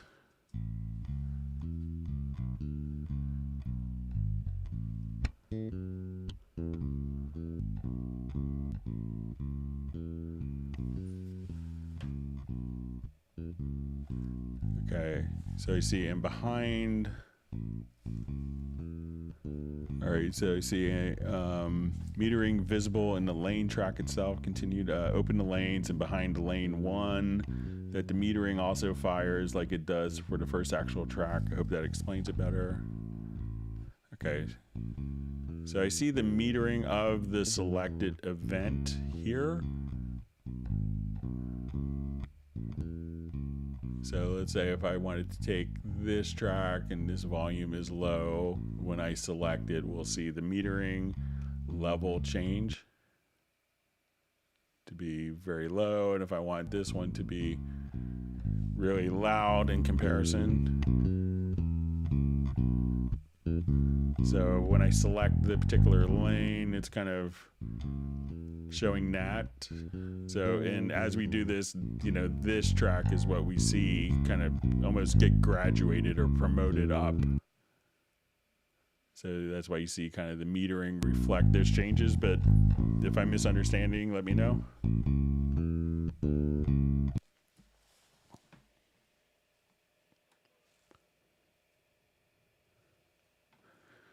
All right, so we have a question. Is it wrong to put a compressor plugin on input channel or rather compress later? Is there a difference in sound before or after the comp? Thanks. You know, we have input channels, and if we put a compressor on the input channel, you know, it works fine. But that, you know, the problem with that and the drawback with that could be that that file is kind of, you know, that is compressed during the recording process. So that could be problematic for a lot of people because, you know, if you put the compressor afterwards, at that point, you could change the settings and it's not burnt in, it's not baked in. But putting an EQ or compressor or plugin on the input channel basically embeds that plugin into the recording itself. So you may not want to commit to the compression during recording and have a lot of flexibility afterwards. You know, sometimes people will you know, apply, you know, hardware compression or compression during recording. And a lot of times people would do that as a workflow because it used to be very common if you go to like a 16 or 24 track studio that in the old days that they had 2 or 3 compressors. So you're like, okay, I could put a little compression now because I may need those 3 compressors during the mix for other sources. So a lot of people may have applied the compression on input, but you have a lot more flexibility just running it on a normal channel. But, you know, and sometimes during a live thing, you know, that if you're recording a live concert, maybe a little bit of compression is good when the levels start creeping up. And instead of clipping, you can have a bit of compression instead.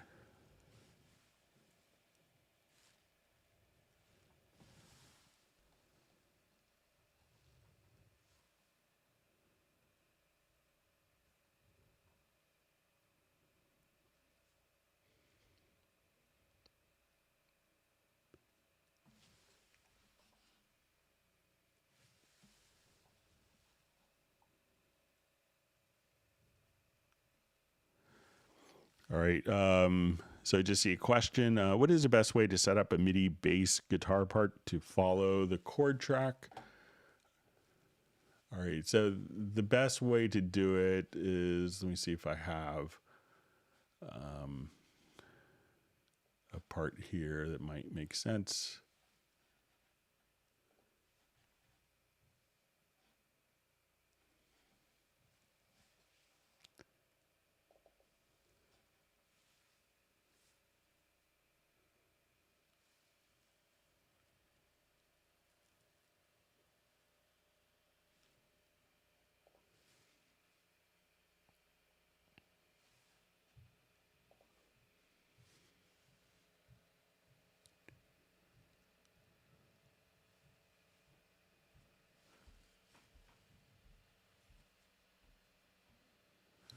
Okay, so let's get this project open here.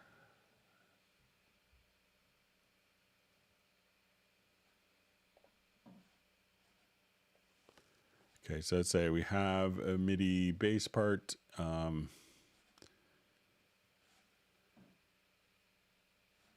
I'll just go ahead and move the chord track on top of our MIDI bass part. Okay, so if I wanted the MIDI bass part to follow the chords, so you could have it, depending on the part itself. So let's say if we listen to this.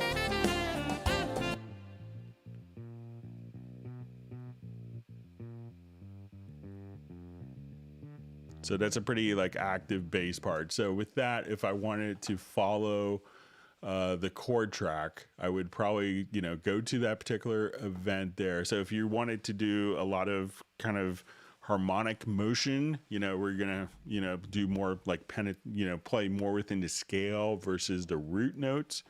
At that point, I would go to the chords tab here, and I would just say we're going to follow the chord track. So we could have it, follow scales if it's going to be kind of a part that's something like what we're hearing here, where it's going to be kind of a lot.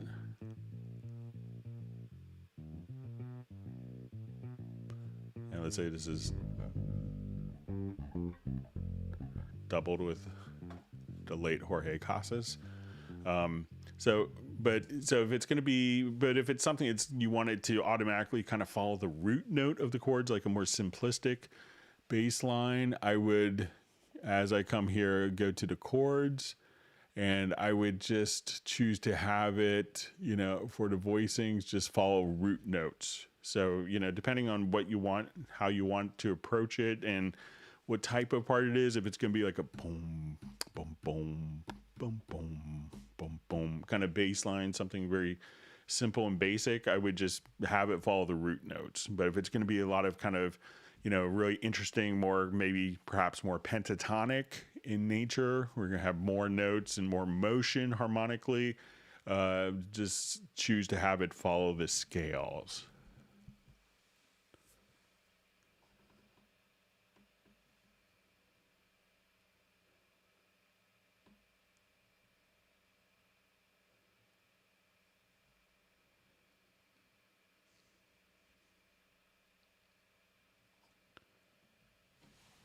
All right, just going through some more questions.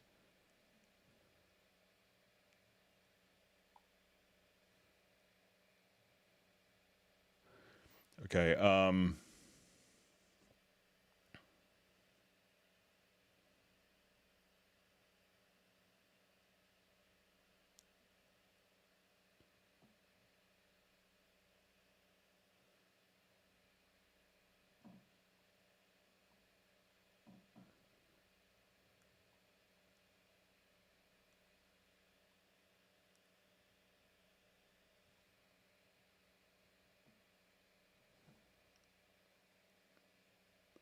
just reading through different comments here.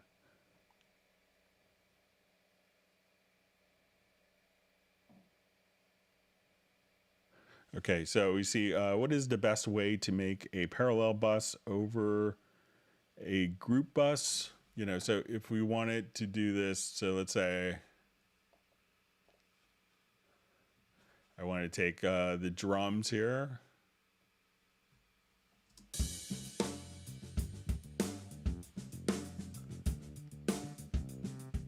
And I wanted to do parallel bus on that. So I could come over here and let's say I wanted to put these to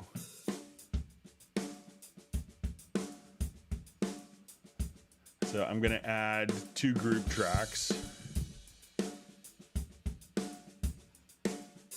And we'll make these stereo groups. All right. And I'm just going to put them outside the folder. Okay, so now we're going to have, so I want to take these drum channels and I'll select our drum channels and I'll go to descend And I want this to go to parallel 1. And we'll just set a quick link here. So, and I'll just put on absolute. And let's put on parallel 2. And we're going to turn it on. Okay, so now our drums are going into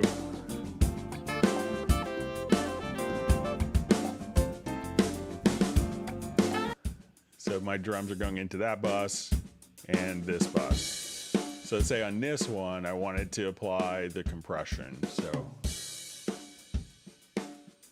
I'm just going to do a really heavy-handed compression.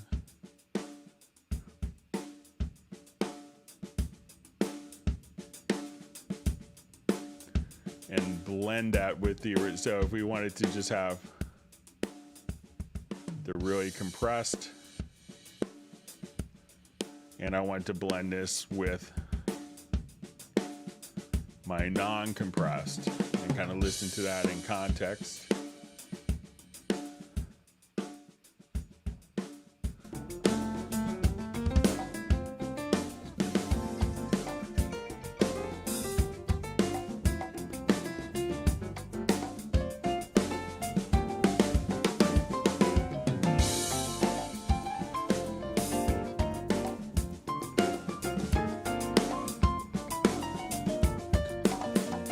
So that's how you could do kind of parallel processing over groups.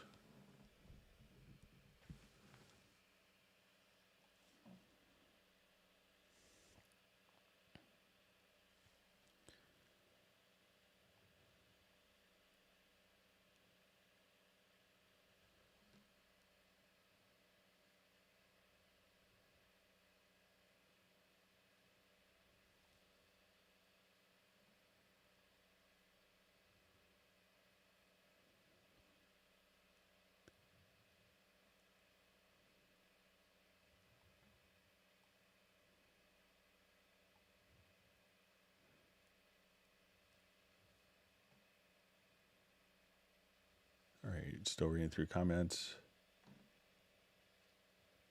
See Graham Witcher on the live stream. Thanks for joining. And I will go ahead and post the Zoom meetup. I think I still have it in my for next Tuesday for people to see in advance.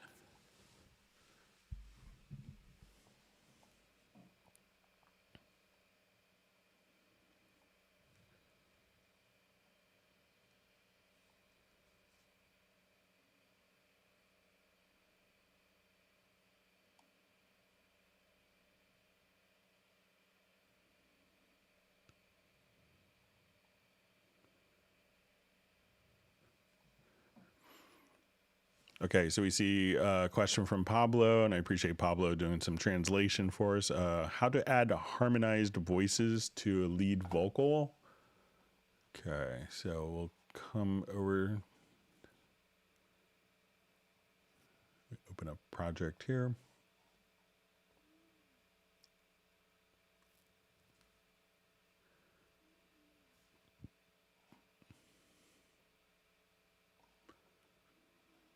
Okay, so let's say I have, I'll just look at my piano part here.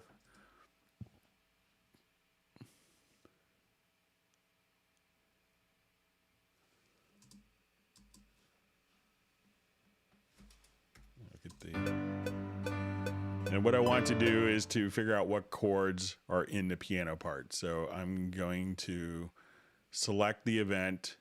I will go to the project menu, and we'll choose chord track and create chord symbols.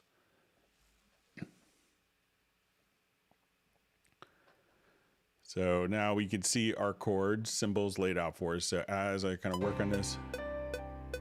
You stay at the ground, not a sound,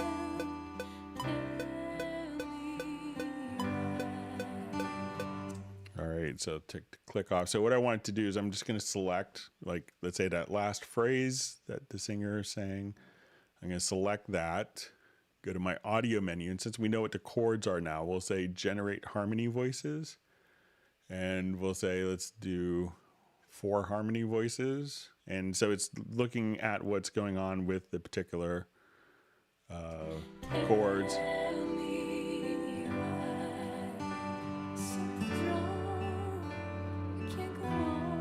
So figure out what the chords are first, because it's going to derive the harmonies from the chord track. Select the event and come over here and just generate from the audio menu, generate harmony voices.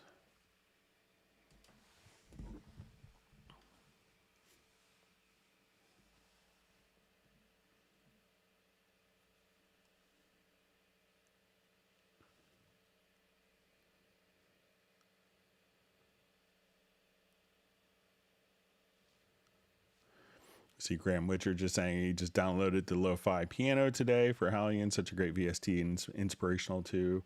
And Graham loved Dom's video of it. Yeah, so it is a really interesting piano library, and make sure you get it. It's free.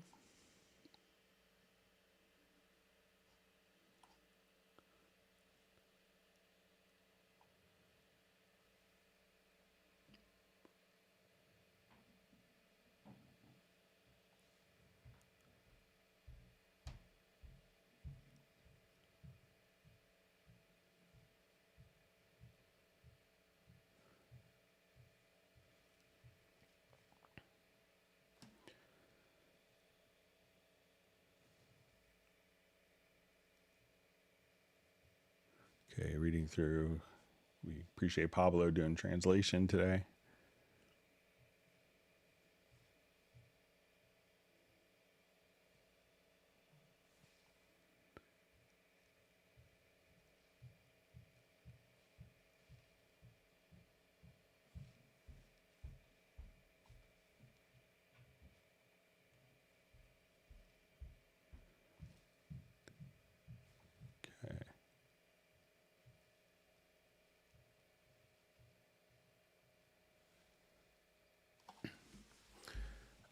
So we see a question from Tommy.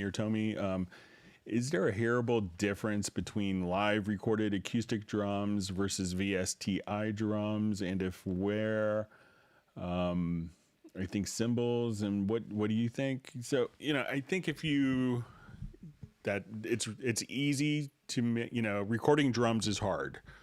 And I think that, it's an interesting thing, like for a long time, like going back to the, late 70s and early 80s, people wanted drummers to play like a machine, to be just perfectly dead on. And people made drum machines. So, it was dead on. So drummers learned to kind of play like drum machines for a while. And then people kept hearing that all over again and felt that it was missing something. So now, people wanted drum machines to play like drummers. So in the early days, I would say, there's many classic records that you would never think are drum machine based or sample based. Even going back to AC/DC's Back in Black, it's all drum samples. You don't think of it as being drum samples, but it is. So I think with a lot of care, you could make programmed drums sound really authentic. The early days, like especially the 80s and 90s, like the drums weren't so hard to do, but cymbals were very tough. And I did several records where I had an electronic drum kit for the drum sounds, but live cymbals. And that worked out really well because I had a lot of flexibility for editing, and I could replace sounds for the song quite easily. But over time, I think, especially when Steinberg came out with the LM4, and that was like the first like software drum machine, that the cymbal sounds could kind of go on forever, and that really kind of changed a lot of things. So I think if you spend a lot of time and are careful with your drum programming, and you be very meticulous about it and listen to it, that you can make programmed drums fool most people. depending on the part, so there's some things that a drummer would do differently than a person would program it. But a lot of times people are expecting to hear the drummer play like a well-programmed drum kit. So it's kind of this almost incestuous relationship where, and I feel bad for drummers, and I experience it as a bass player too, where people want me to play like a MIDI bass part, and but it's almost the expectations that the drums and the drums could play like a machine, and the machine could play like a real drummer.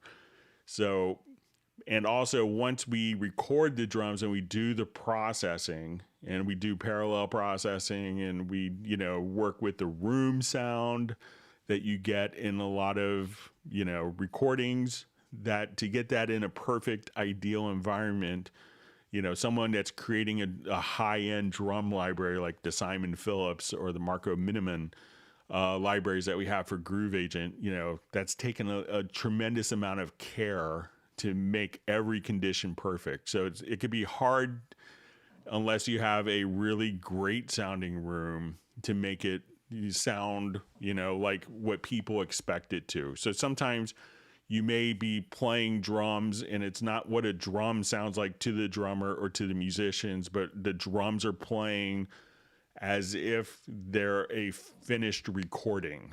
And, we got this reaction when we came out with the Grand. It was like a really high quality piano instrument.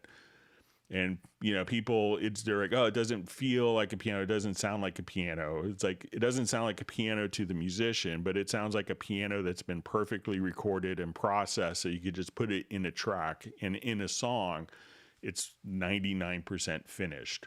So that's how a lot of drums are. So, if you're a great drummer, like Pablo does amazing drum parts, all acoustic, because he knows how to record his drums. He probably has it in a very controlled room.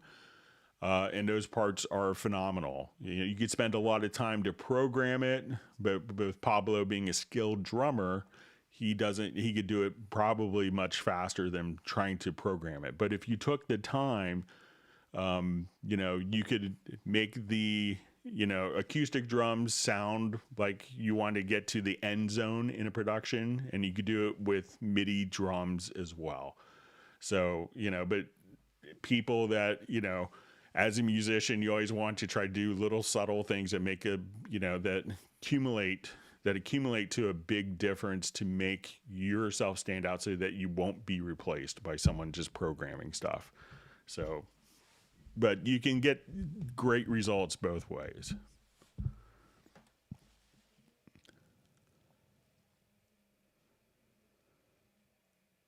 Okay.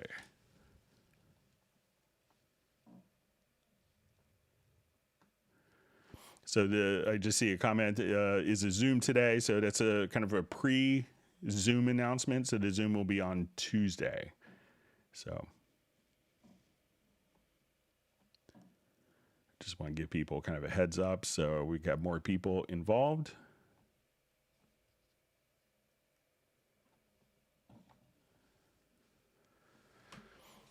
All right, so we see, is there any way to use supervision to tell if there's a phase interference between my kick and bass? Usually when you're doing like kick and bass, usually isn't like such a phase anomaly, but we'll show you some tricks that we could do. So just jump back to this project.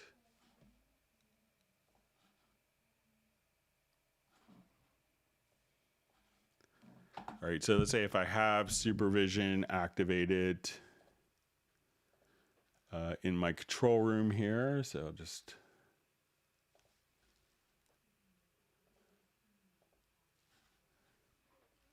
all right, so if I wanted to, let's switch to maybe phase. I have just a preset that I created. It kind of shows a lot of the phase meters. So, if I wanted to do this, I could say, okay, let's look at my kick.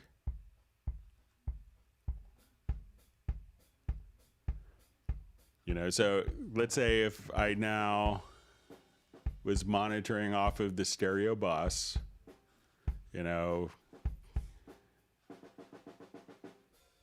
And let's say if I just take this one kick here and,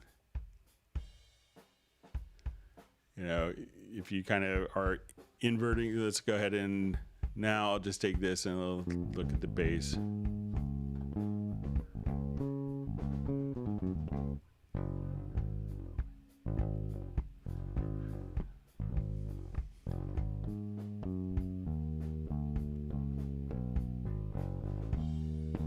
Let's say I'll just kind of switch one of these to just our spectrum.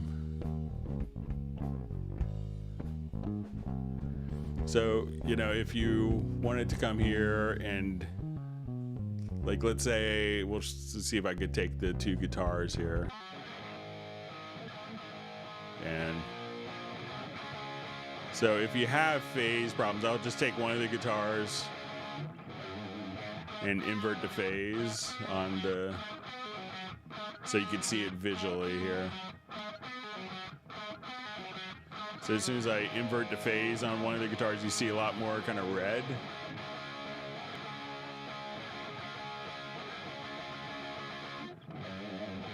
So, you know, you could use it for that, but a lot of times, you know, it's between kick and like an electric bass part, that's not like a huge phase problem, but, you know, like two different kick mics could be. So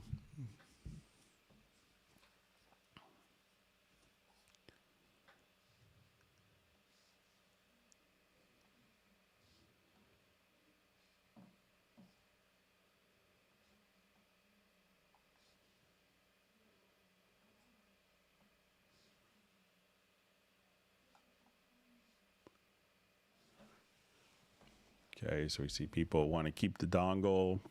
Yeah, make sure that, you know, for a lot of people that are, you know, had issues with some of the licensing things, you know, we discussed earlier about some of the new license management changes for 3 computers and not checking in every 30 days.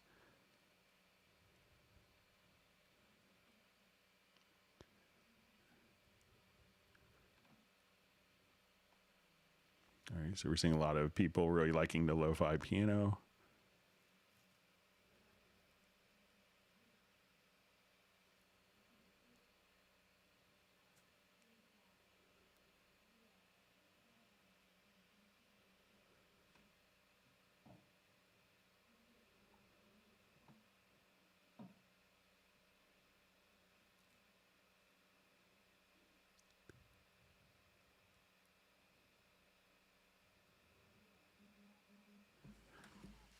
Okay, reading through more comments. Thanks for all the great discussion. And again, if you've learned something new, make sure you do hit the like button.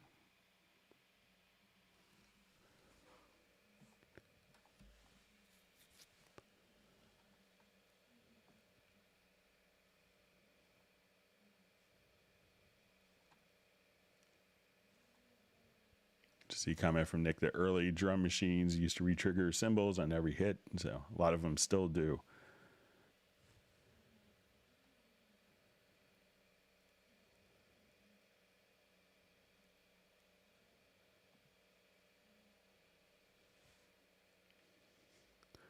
Okay, so we have a question.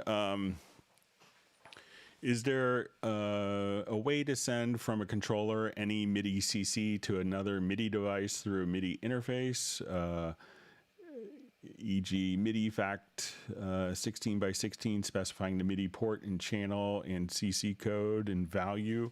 So let's say, you know, if I have a MIDI interface, let's say I just have this going on here. And let's say I just get to my MIDI inserts and I'll get to my MIDI monitor.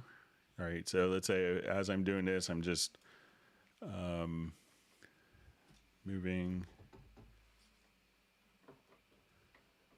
All right, so let's say I'm just moving my MIDI fader here. So wherever, you know, so my incoming MIDI CC message here, if I have this going out to a MIDI track.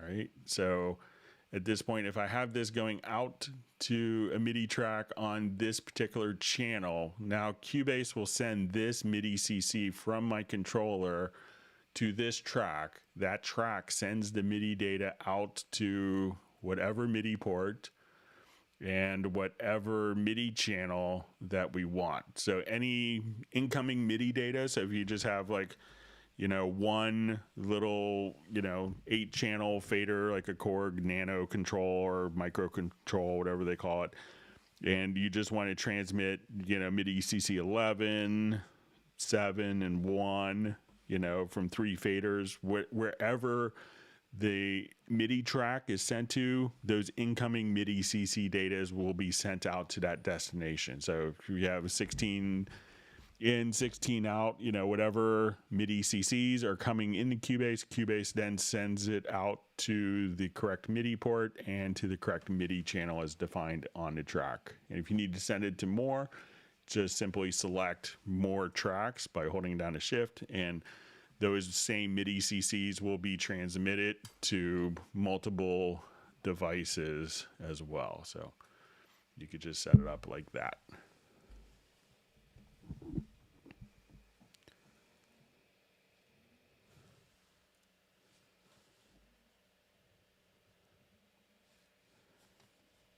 See comment from Jazz Dude. There are no virtual drums in jazz. There's a lot of smooth jazz songs that would disagree with you, but all right.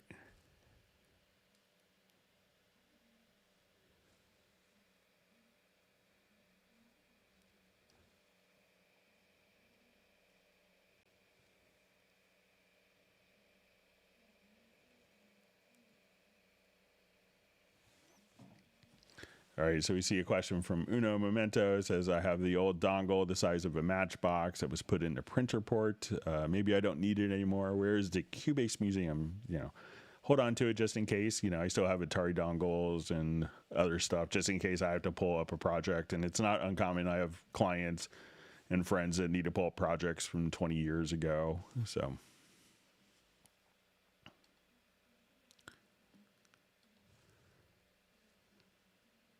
But I'm sure you could probably send it to Steinberg and they could keep it for support.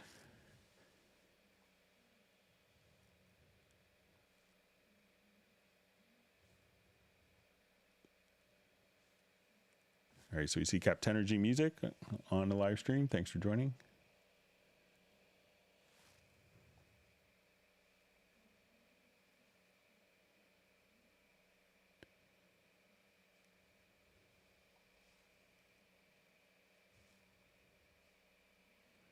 All right, we see Michael Pierce has made it back. Thanks for joining. Hope your tutoring went well.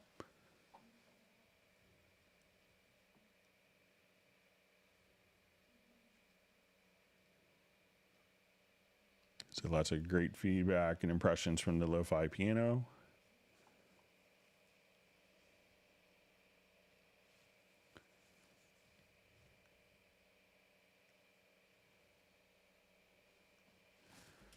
All right, so we see a question. Hi, I was wondering, how do things like DVR monitor work with the control room Innuendo in regards to Atmos? It'll take 714 input and convert the output to stereo for use with my headphones. So just... I guess it's the Deer VR monitor, work with the control room. So, with what you're going to have is, so once you come over here, let's say, because you're going to have the VST ambient decoder. So let's say if I'm here, let me just find a quick project to show this on.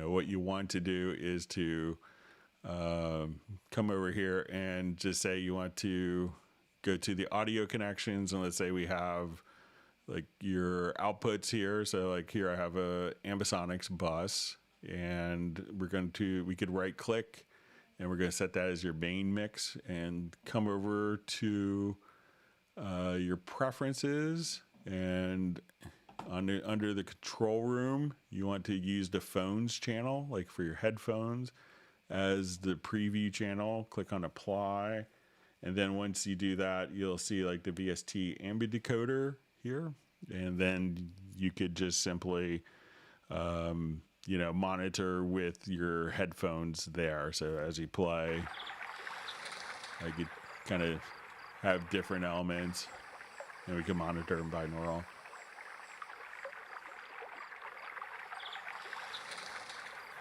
So you could have stuff like that going on. If you have headphones on, then it makes a little more sense to listen to a monitor.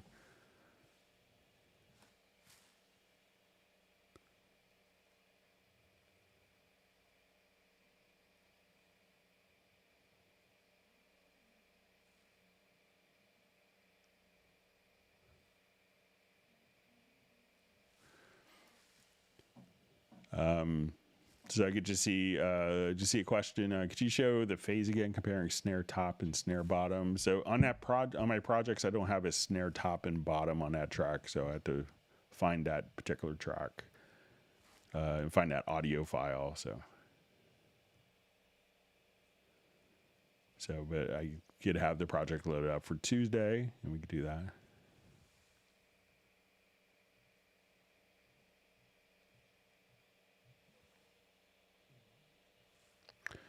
All right, so we have a question. If you define an external plugin, is there any way to associate some kind of picture with the VST instrument display in the right panel? Sorry if I've asked before, I can't remember. So I don't know of a way to do it, and because it's actually taking a look at, so if you're not familiar with it, where if we go to the media bay and you can go to your VST effects, and it's always handy to come over here and just look at the like a graphic for the plugin, but with external plugin, and what it does to store this is, if you go to insert a plugin here, you get this little snapshot, and this snapshot will take a picture of it, but there isn't a way for it, to take a picture of the external effect. They do get saved.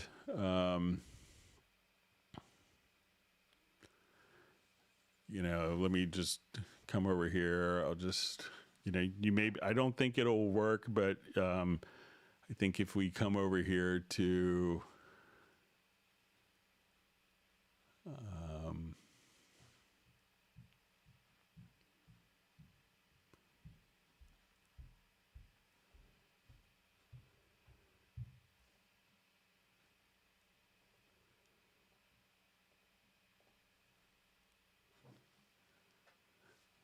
but I think it just kind of gets stored generically into the project window, but I don't think it's designed to make the connection between the name and the external plugins. So I think you might be able to put a picture in there, but I don't think it's going to actually carry over for an image that could be in the media bay. So.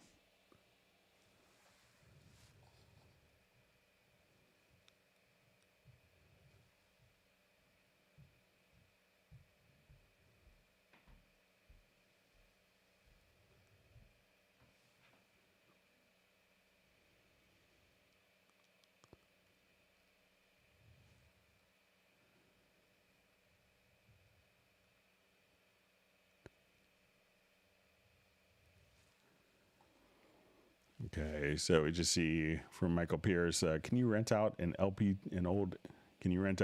old parallel port dongles from the Steinberg Museum? That would be rather cool. So I get calls on that periodically. So composers need older stuff. I always have a little stash still. It gets a little smaller when I moved into my new house, but I still have a lot of stuff.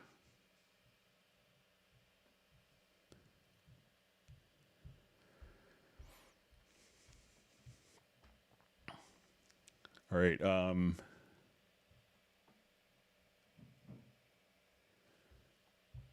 Okay, so you just see, is there a way to having selected 3 different audio segments and different tracks, and then apply EQ to all of them, just those segments. So yeah, I'll show you that.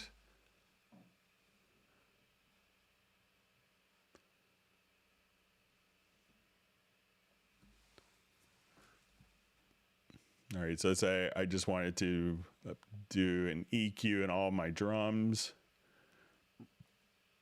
for this part. So I'm going to just select the range, and we'll come over here to direct offline processing, and I will just do studio EQ. So let's say I just wanted to do that to all the drums. And now when you listen to our drums, I'll make this the active project. That would help.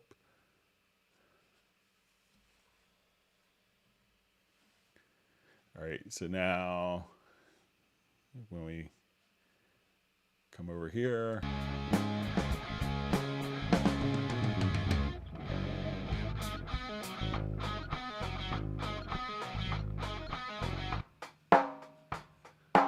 so there's our EQ that we've applied.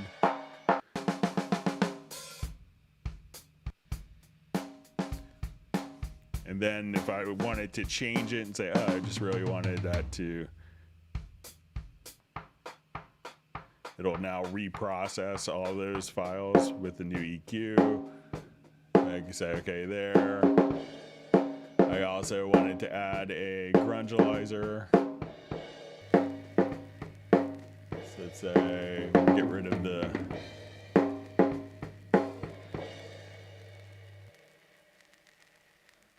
So now we can just come over here. So it'll be the grungelizer.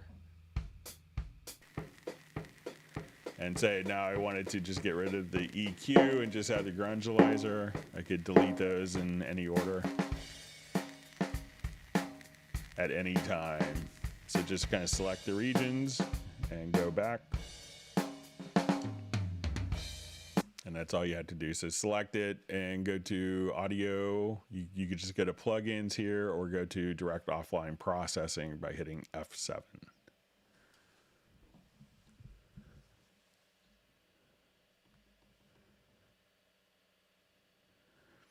All right, so we just see a question, could you show the phase using the overheads and the snare? Okay, so let's come over here. I think we could do that. So say, we'll take... All right, so let's say if I wanted to show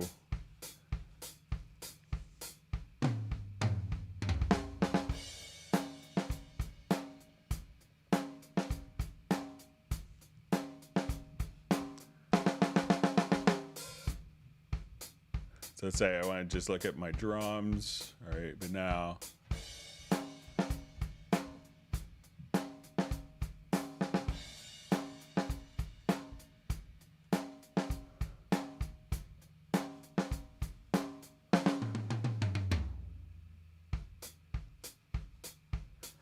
all right, so let's say now I just want it to have the snare top.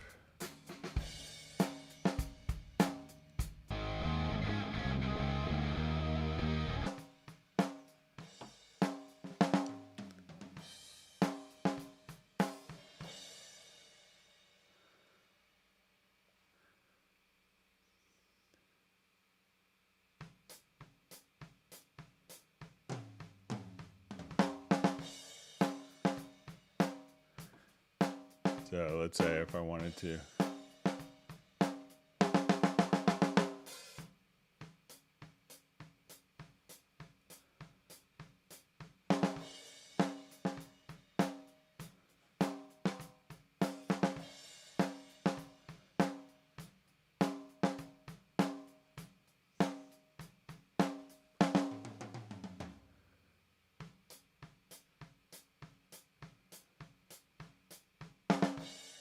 So here you can see like which particular frequencies are.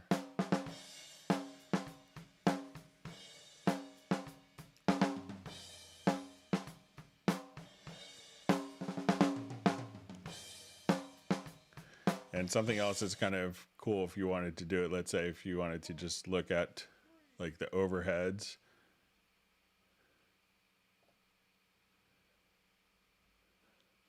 Is you could also sidechain each one of the bands as well if you wanted to do kind of different side chaining.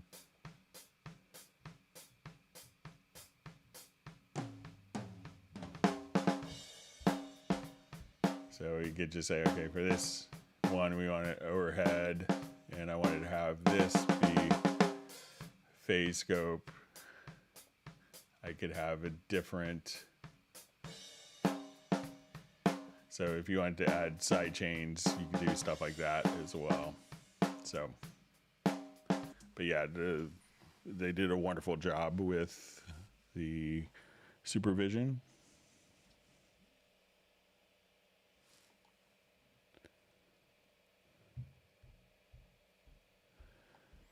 All right, so we see that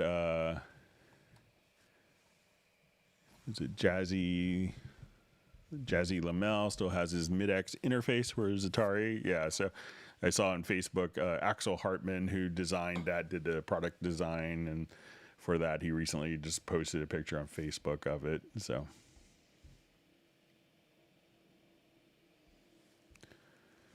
All right, so we see recently purchased Cubase Pro, waiting on the new version, so I won't have to purchase a dongle. Really excited to see what's possible with these streams. That's great. Thanks for checking out Cubase and purchasing it, and hopefully you'll get all sorts of great tips and tricks before you get started.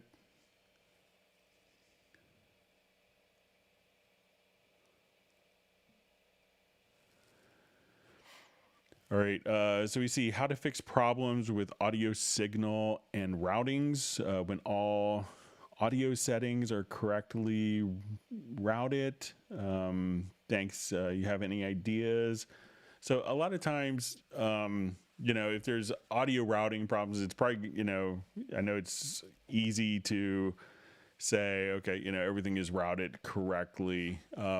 Like one question that I saw recently, someone was, I think it was on Facebook, where someone had come to their audio connections here, and then they had removed the bus and then added a stereo bus again. All right, so, or let's say, let me just remove that. And let's say we're going to add a stereo bus here. So we do that, and now we go to the channel, and now it says no bus. So because the bus that it was defined to going out to, isn't there anymore. But if you wanted to share a project, if you want to upload a project or just email me a project, you don't have to send any files. You could simply email me at clubcubase@steinberg.de, and I could take a look at your project and see if there's any routing anomalies.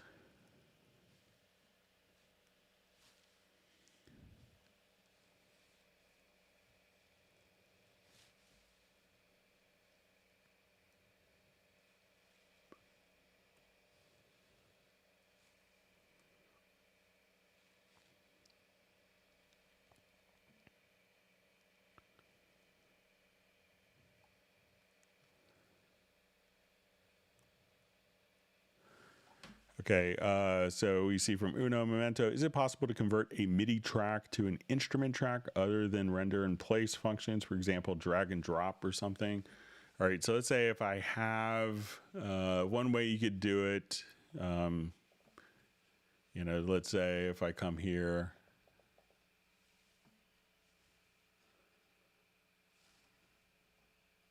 I'll just do a new project just to show this.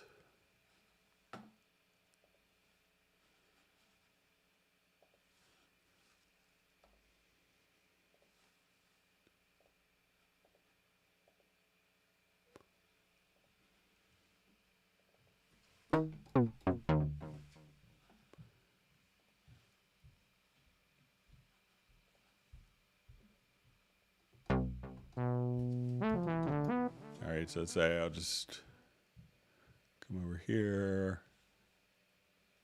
All right, so let's say.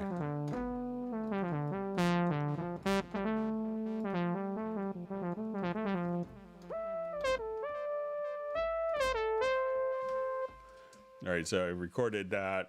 So if you wanted to do it by drag and drop, one way that a lot of people don't realize is you could just kind of come over here to the sampler control and then take that MIDI, if it's routed to an instrument track, and just run it directly.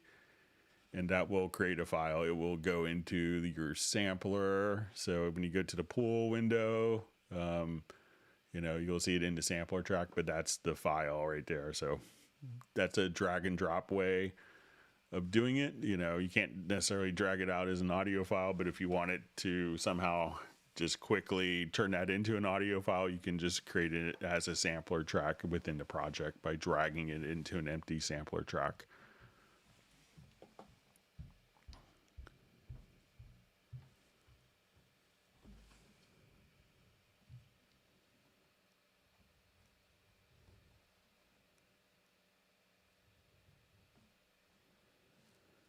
You see Pablo's making a mocha for me now, so I can smell it all the way across the Atlantic Ocean. Thank you, Pablo. It's kind.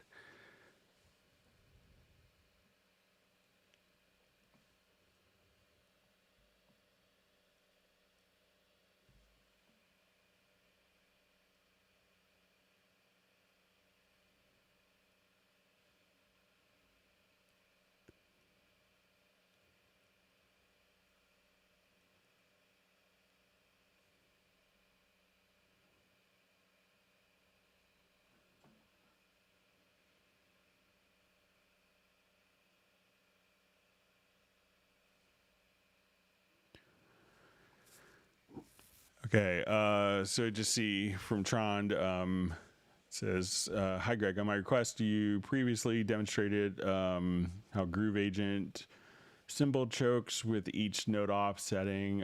Can you show how the aftertouch and poly pressure cymbal chokes work? All right, so let's take a look.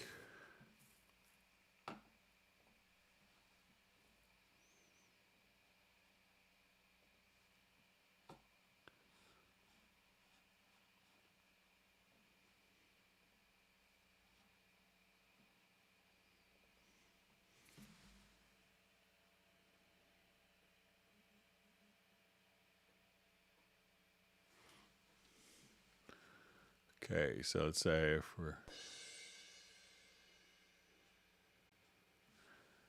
All right, so let's say I don't have a controller that's hooked up that's, let's see, that does poly pressure, but let's see if we can do aftertouch. All right, so let me...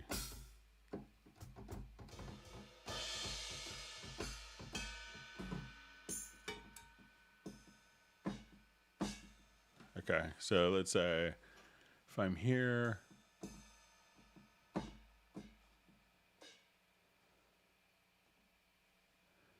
okay, so let's say, all right, so when I hit the cymbal here, I get the note off, but let's say if I do aftertouch,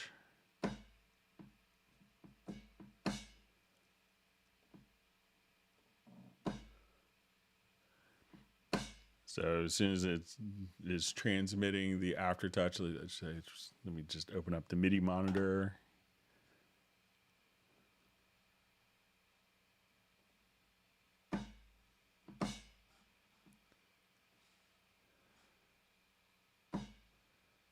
Okay.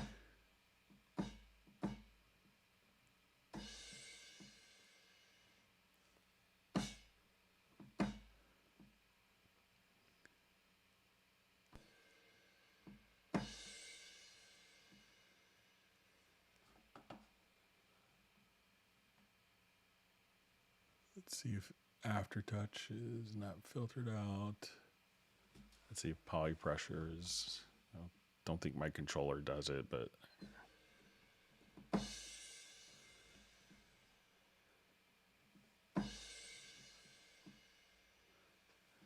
All right, so let's say, Okay, so now I hit the cymbal, and we had this set to aftertouch. Then I press down again to choke.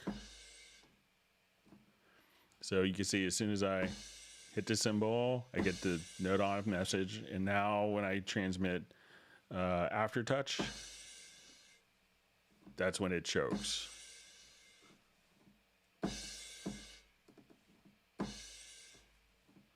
So as soon as I do the cymbal crash,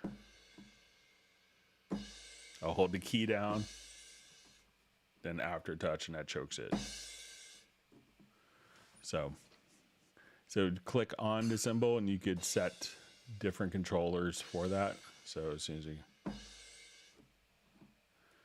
as it receives aftertouch, then it's automatically chokes the cymbal.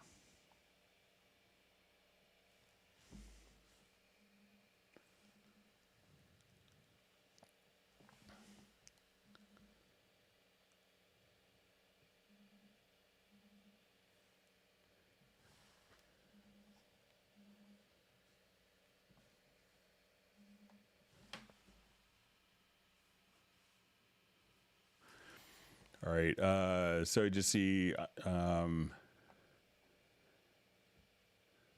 let's see, the Cubase project, Amos Moses, is you always using your demos is starting to grow on me. Where can we purchase or download? So it was a project that Fred Corey had donated to me. He was on one of the Zoom meetups, and he's often on the live streams as well. So I think it was just a project that he did in his studio. I needed something for kind of quantizing drums at the time, so Fred was generous enough to kind of give me like a little demo project from his studio. So I don't think it's commercially available, and sometimes I try to go for projects that are not commercially available so that I could use them on YouTube without YouTube sending all sorts of cease and desist and copyright infringement notices.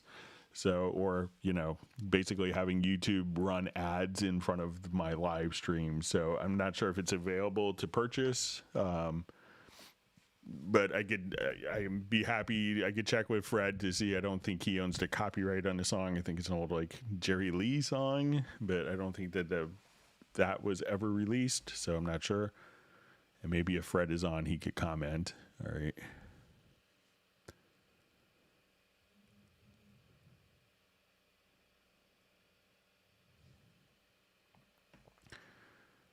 All right, so we see, how do you get the CC64 sustain pedal to follow note changes when within the track as you move it? Okay, so I'll just open up a piano part that should have some sustain on it.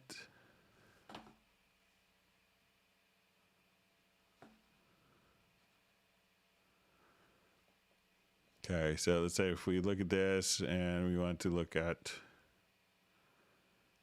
our sustain. Okay, so as I come here, let's say I move these notes that I want the MIDI CCs to move with it. So let's say if we go to, I think it's by default. Let's see if it's a preference.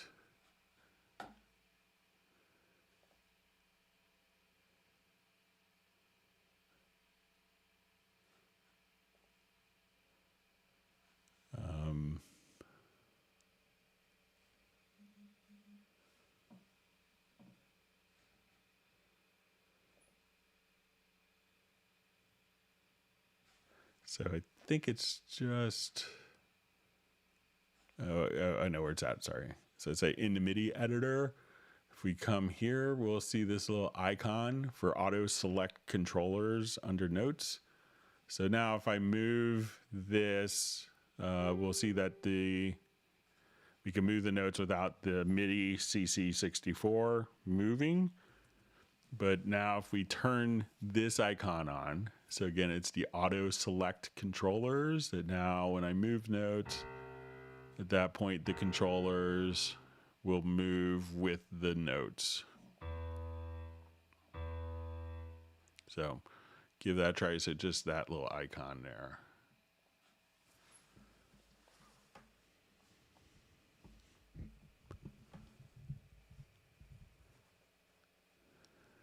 All right, great to see Best Korean Jesus on the live stream. Just popped in. Just wanted to say hello and thank you for the help with the last live stream, Greg. So, yeah, let me know if you still need help with that. I think you may have said you got to figure it out using the drawing tool.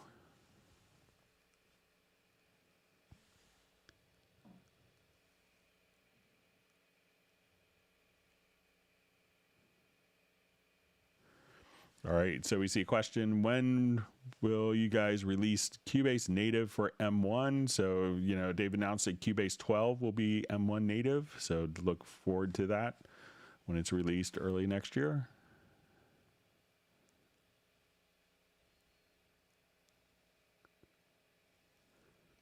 All right, so we see Uno Memento says, thanks, Greg. We now have 103 likers. Who hasn't pressed the like button?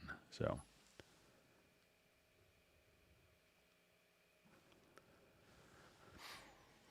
All right. Let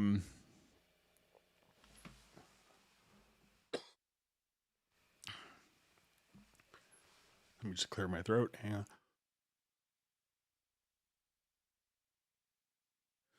All right. So I see a question. Is there any way to compare tracks to avoid frequency collisions / overlaps? Okay, so there's kind of a cool function that you could use for this. So let me jump to another project here. All right, so let's say if I wanted to compare like maybe, you know, different guitar parts or guitar and bass. I'll just, so let's say we're here and I want to take this bass part.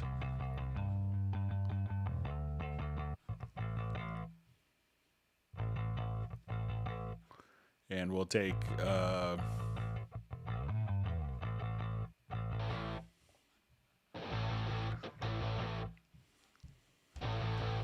right, so what I want to do is I'm going to open up my bass track here. And when we go to our channel EQ, so right now this is our bass track, but I could come over here, click on this little icon here, and we're going to say we want this to be our guitars.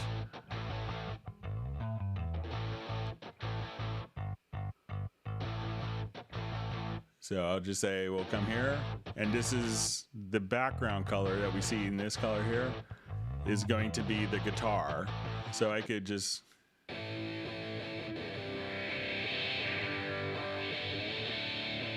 switch to that and then click here. Now I could EQ.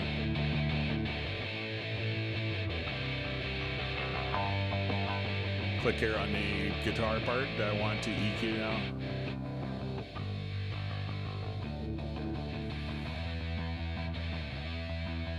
So if you wanted to just kind of switch between the different guitar parts for EQing or between different parts, it's a great tool. So once you're in the EQ, click right here and activate the channel EQ comparison. And then you could just switch, and then you could just, you know, see the frequencies between the different EQs, as well as, you know, switch back, and you could change the opacity of the other one and transparency. So make sure you use that tool. It's a great tool for, you know, two tracks are kind of conflicting harmonically between each other to apply to find those little points very easily.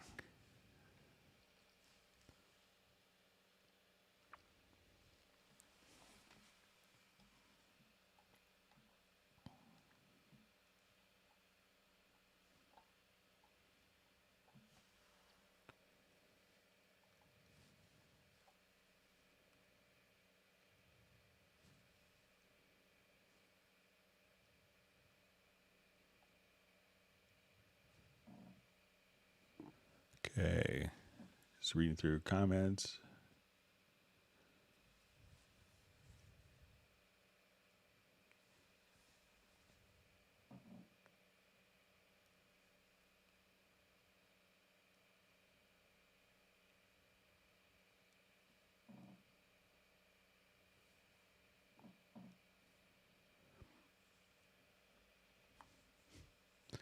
All right. So just see, is it possible to compare more than two inputs at once?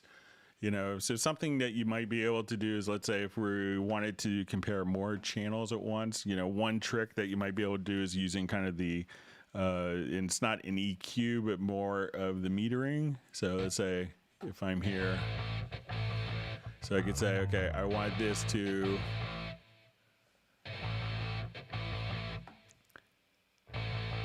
so let's say, okay, I want this to sidechain from,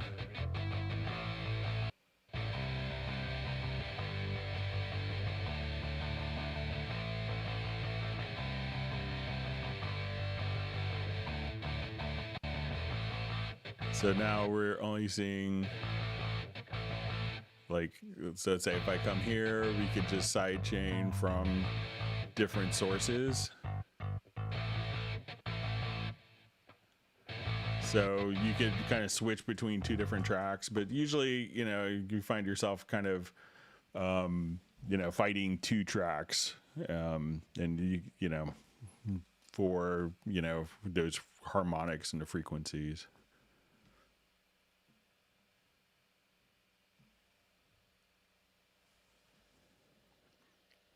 Right, so Uno Momento says it must be remembered that Greg's salary depends on how many fans we have. So $1 for liking. So I appreciate that, but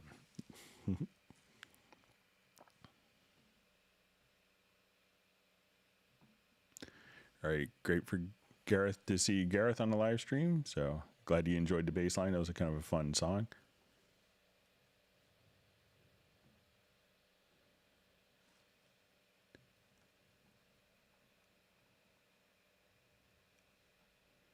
You see, Gareth is happy that Pablo is on. So we have the whole Hot Mess ensemble on now.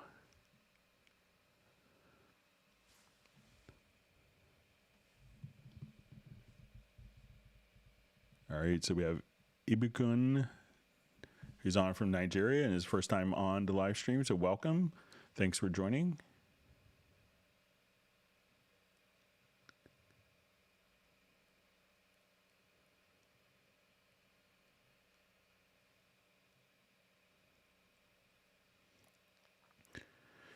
So you just see, Greg, do you know how to compare several channels for overlaps, collisions, any plugins that can do it? I don't know any plugins that could do it, but, if you come over here, let's say just,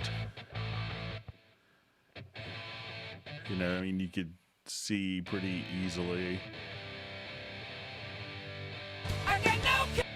so if this is the only thing going on,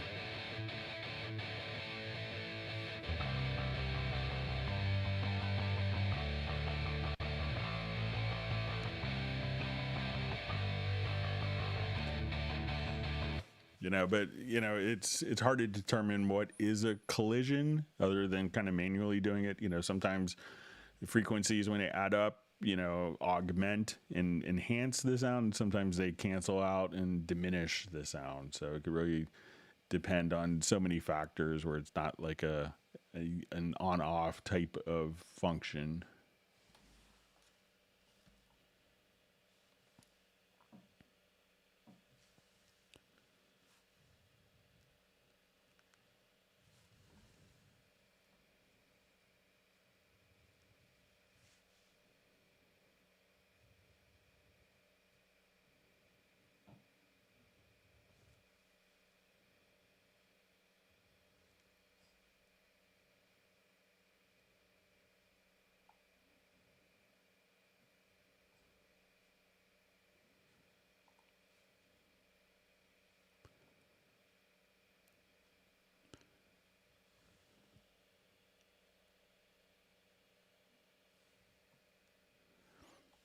Okay, so you see, question, if you have several different plugins applied offline, how do you go back to change one of them if you applied the effect to a selection instead of the whole segment?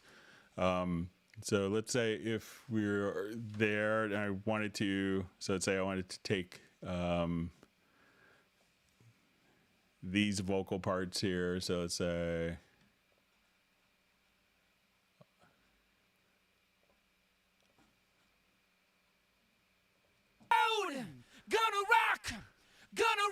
So let's say I just want to do this. So at that point, I'll come over here to my direct audio. So we could apply it kind of globally. So let's say I just wanted to do a delay on here, like a quick mono delay just on that particular section. So now we could listen to it. Hit the road, gonna rock, gonna roll.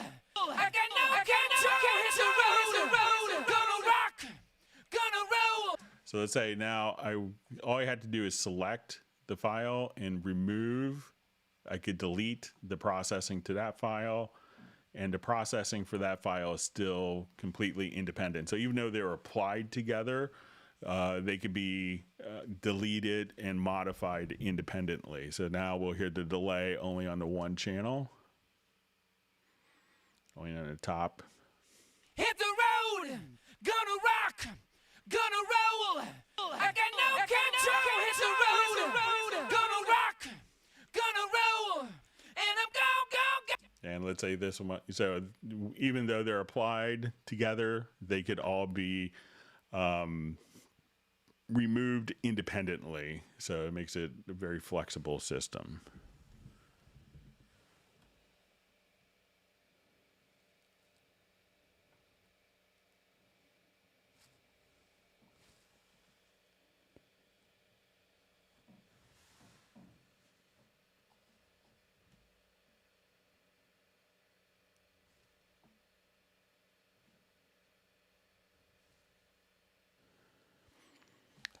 So we see JVI just says, any update on Cubase and Windows 11 testing? I ask because I got a Microsoft message. Do you want to upgrade for free? But I didn't dare do it. So, Cubase 11.04.1 is working great on Windows 11, but, obviously with Cubase, and it's kind of always the interesting things of being Cubase, is a program that everything plugs into. So, make sure all of your audio interfaces, your MIDI interfaces, your display drivers, make sure every plugin you have is Windows 11. But Cubase is fine. But, everyone's system has a lot of different components, and many of those components may not be Windows 11 ready. But Cubase is working great.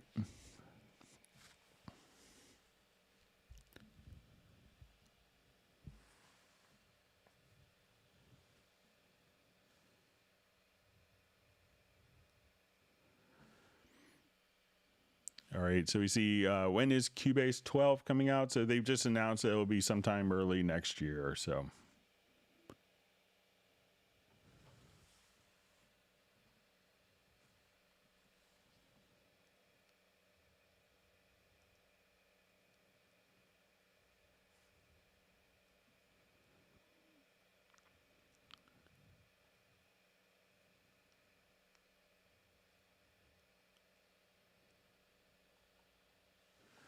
All right, so we see a question. What happened with the old and very nice Houston controller? So, we did that in conjunction with Soundcraft. And I think it's been discontinued since 2002, 2003.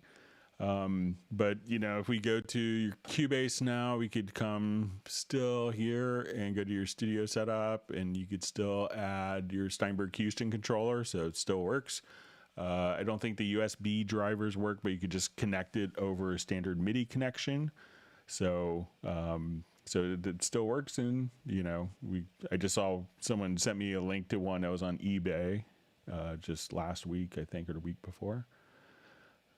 So another question, is there a VST instrument that replaced the old Steinberg VST virtual guitarist and electric virtual guitarist, Nostalgia Mood? So that team that kind of worked on that and brought that, was done by Wizoo, and Wizoo was acquired, it's kind of a very typical technology thing. So they're acquired by another company. They got sold to another company after that. None of the original people, I don't think, are involved with it. So a lot of those people are involved with UJAM. So if you wanted to kind of check out what they're doing, so they have a number of different guitar-oriented plugins. So, check out UJAM. So just UJAM, and like they have, kind of in the vein of virtual guitarist. So you could check that out.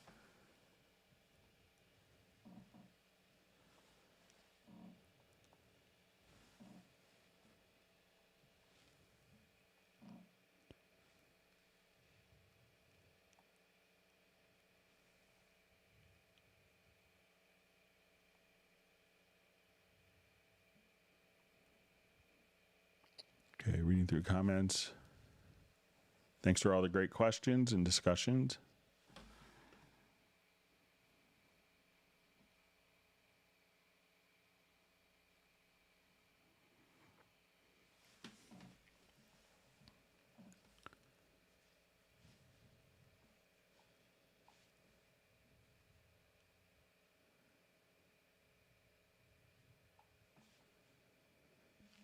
Okay.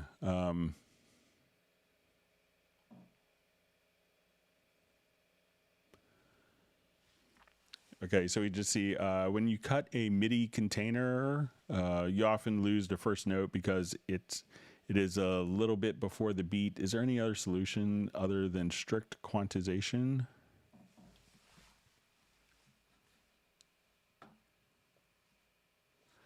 All right, so let's go ahead and create this scenario. I'll just do a new project.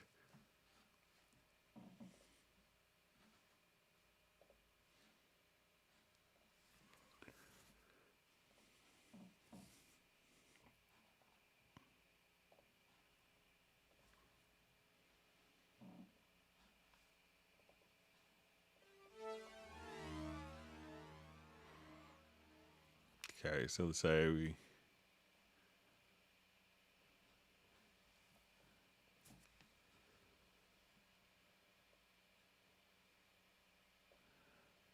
all right, so let's say we have a note that's starting just slightly before. I'll just take my snap off.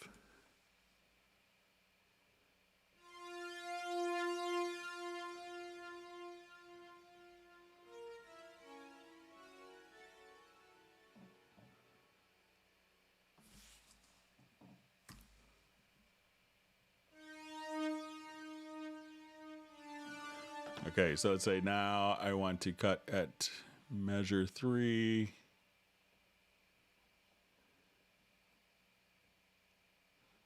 All right, so it could be, so we saw that even though that note was there, so if you go to preferences and go to editing to MIDI, there is a split MIDI events. So when you have split MIDI events, so if I don't have that turned on, that now when I come here, all right, and we'll just make sure that this note is before the beat. So if I split the MIDI event here and now move it, you just see if that preference is. So just make sure that you have that split MIDI events enabled. And then that, like as you cut, and let me just make sure if it's, yeah. So just try to make sure that that preference is turned on. Let's see if there's anything else that affects that. But you could just, so once again, just come over here, split MIDI events, and then it will be, as you do it, it'll cut and split that particular event. See the bass line I added for Gareth. He thinks I added the magic note. So that was kind of a fun one, trying to figure out that chord and just make sure something that added a little bit of tension. So.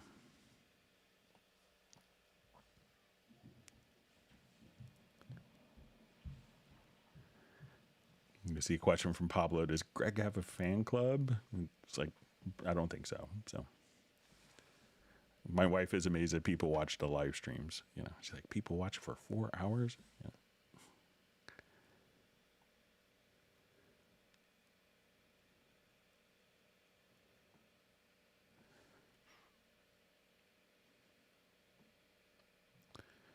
All right, so we just see comment, maybe Cubase 12 may have a plugin that could compare several tracks, you know.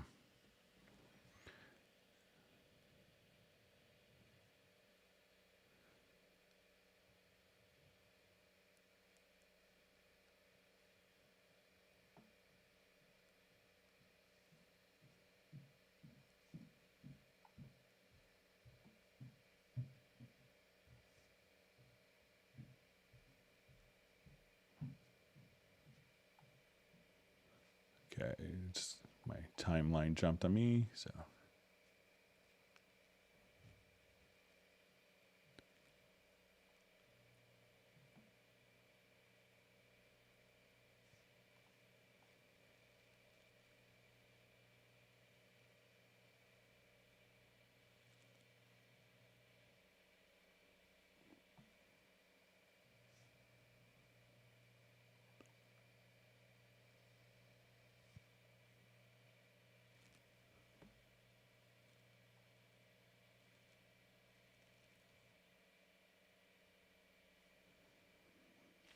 All right. So please, how can I enroll for Steinberg Institution?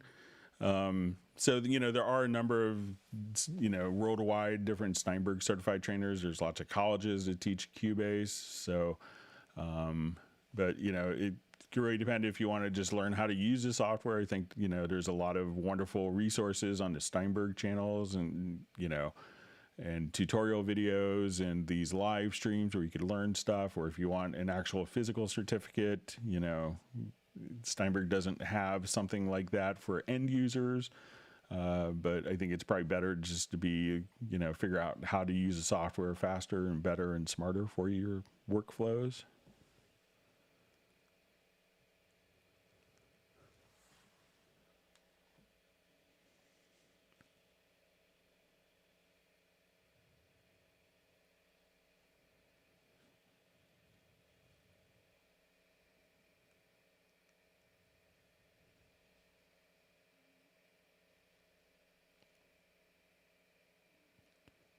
All right.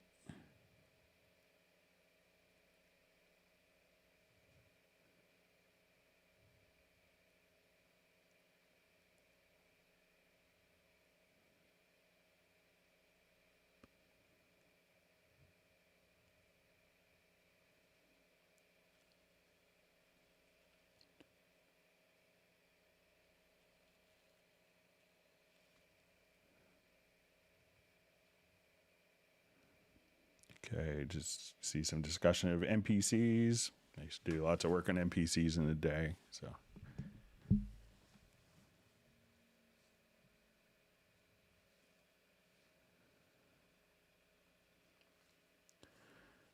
So we have a question. Can you compare the phase of two instruments by zooming in on the waveform? So yeah, definitely. So let's go ahead and take a look.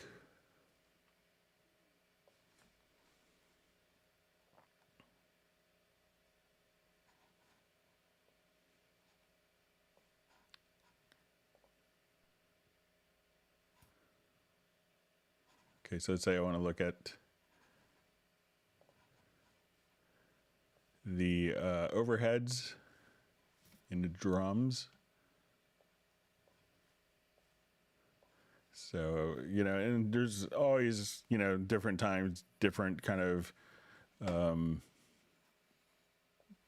you know, at times confusion about phase, and it's a term that's thrown around quite a lot. So, but let's say if I wanted to look at the, you know, and what it is as you see kind of, you know, one file going up, you may see that the other file is going down. So here, you know, it looks like maybe our drums are kind of slightly out of phase.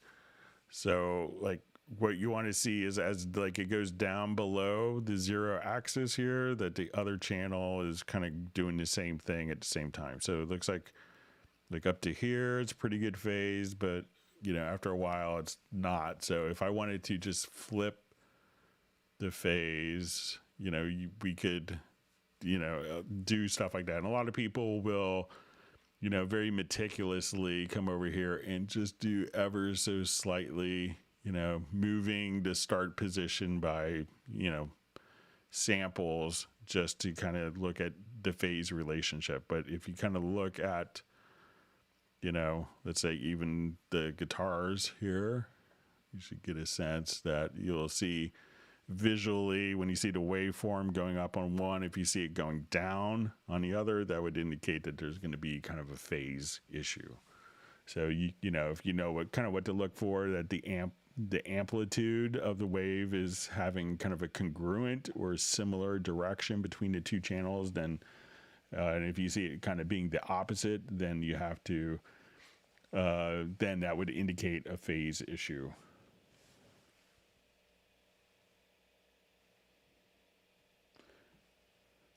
So, and if it's a MIDI, if it's a MIDI part, you don't really see it, but you can see it on an audio waveform.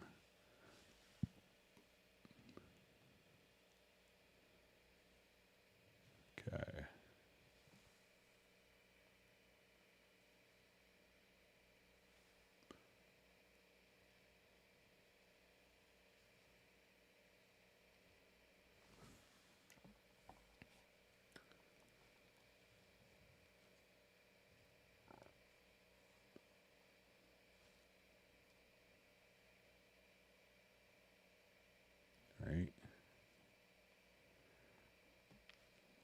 All right, so we're seeing Pablo likes the UJM stuff. He says it's very cool.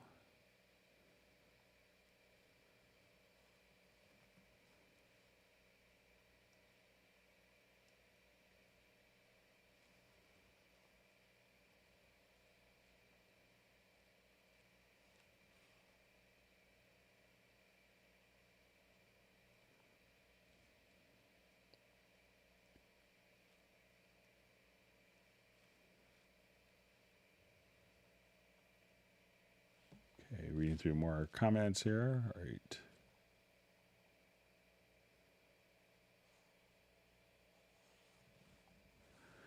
All right, so we see a question, will Cubase update the coding so we can add and remove effects without getting a cut on the audio? So I know it's, that's something that has been discussed and has been in like even different end user surveys for kind of a gapless audio engine. So we'll see, there might be some changes with that, maybe with, without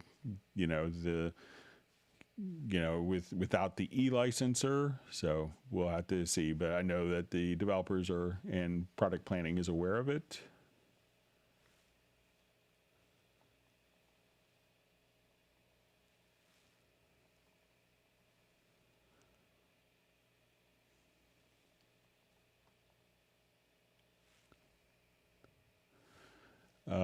So I see just updated to Cubase 11 Pro and upgraded laptop to Windows 10. All the Cubase menus are empty.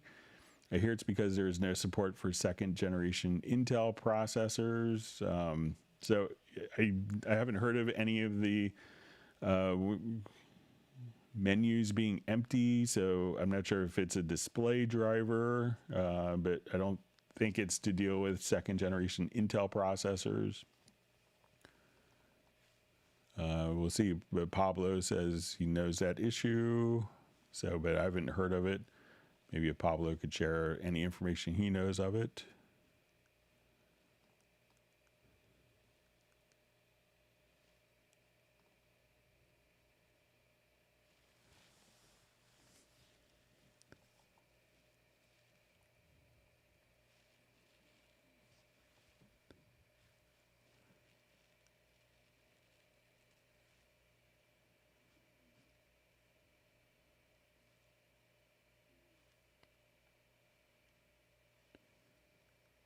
Okay, still reading through some more comments here.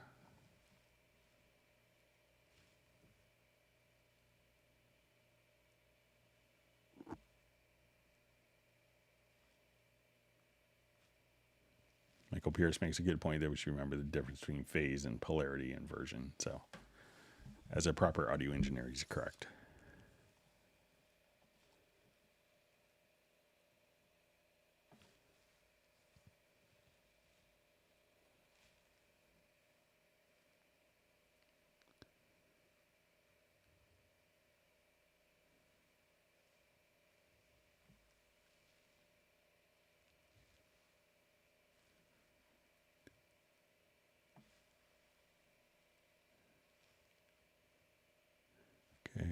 That's a great discussion.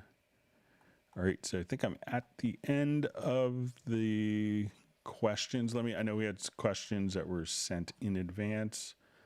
So let me get to those quickly.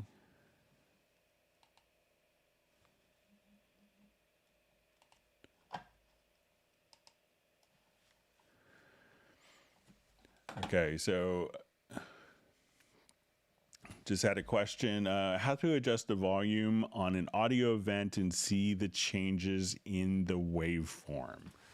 Okay, so, and I think some further discussion, it might have been where, and also was wondering if adjusting the pre-level here would would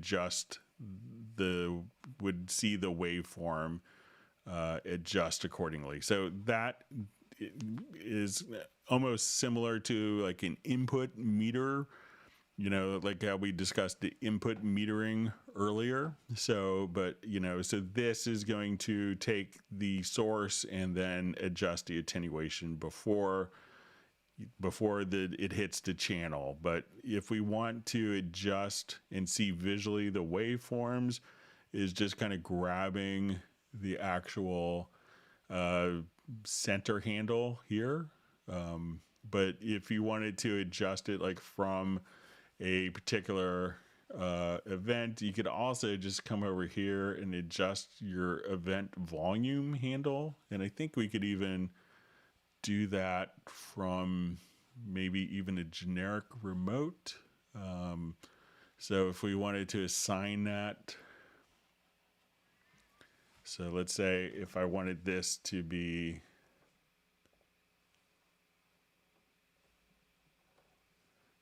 and let's see if we can come over here to command.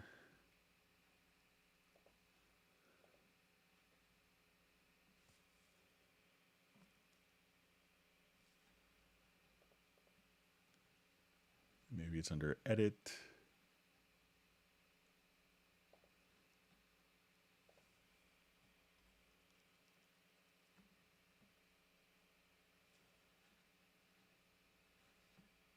Let me just see if it's, I think you might be able to.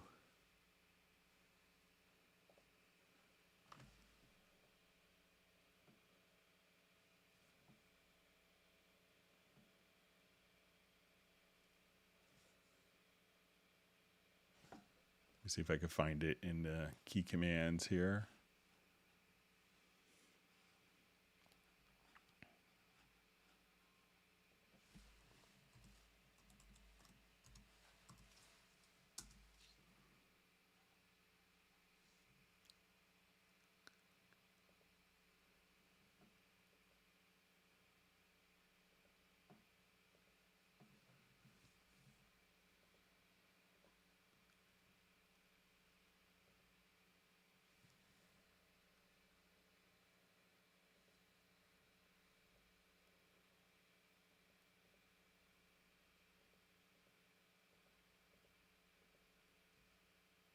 So we could do like an increment or decrement volume. So if I wanted to like decrement the volume, I could just come over here.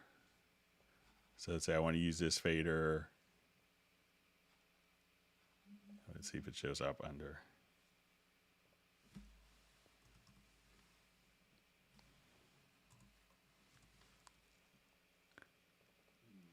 Let's see if we.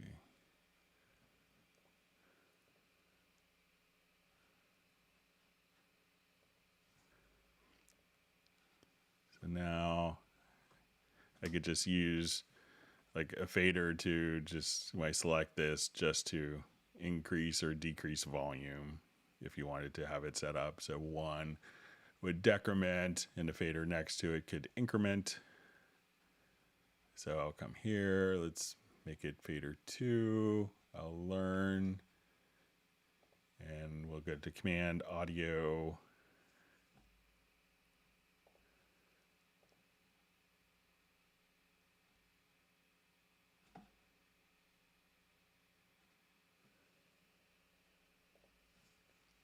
So now I'll just hit apply. So now I could take this and select this, move the fader up and down.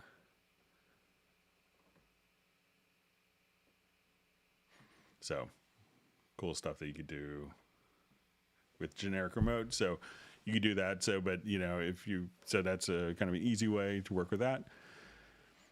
All right. So we had a question sent in from Kerwin Young. So in the score editor, I'm unable to see the names of instruments on the left panel. I can set it up for individual instruments, but as a group cannot. And also it says when I export music file from Nuendo and import into Dorico, I get a music XML parsing failed message. We've got some pretty big scoring projects in the first quarter of 2022, and I want to have these issues solved. So how does Alan Silvestri handle the exports from Cubase into Dorico? So I think he just does standard MIDI files. And I know that if you're doing music XML, we can think of music XML as more of the picture. You can think of that as, you know, if we were to make kind of a bad analogy, maybe a scan of, like, let's say you scanned a page of text, that would be like a music XML. But if you had the data with like the actual text file or like a Word doc, that would be like a MIDI file. So let's go ahead and give it a shot with music XML. Like as we play it. So let's say if I want to look at like my different instruments here. So look at this. Okay.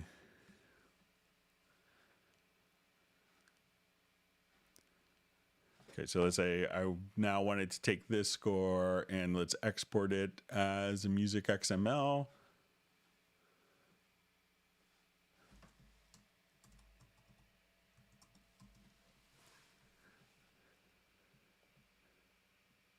All right, and I'll go ahead and open up Nuendo just to make sure there's no differences. And there may be some workflow benefits coming with Dorico 4 for situations like this as well. But let's go ahead and import this into Nuendo, see what changes there are.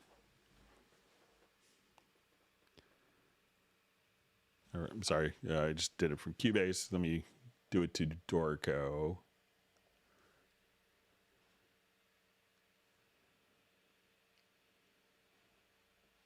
To make programs open here.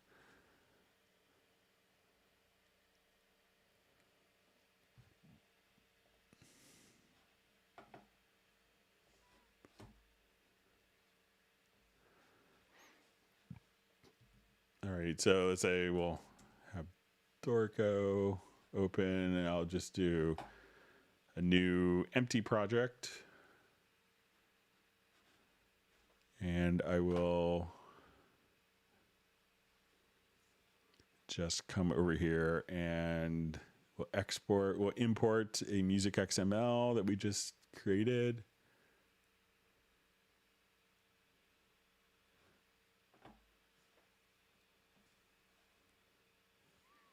All right, and we'll go to our desktop.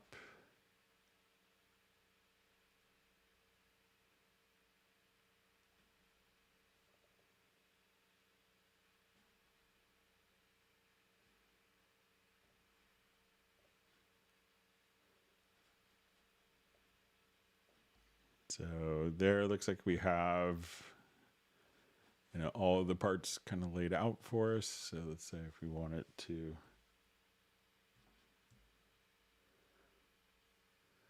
just look in kind of between the two parts, that we can make, that looks like it translated pretty well. So, but I think you might be better off, Kerwin, just, you know, working with MIDI files, because, you know, that way you have all of your MIDI CC data is included, and that's not going to be included in a music XML. So.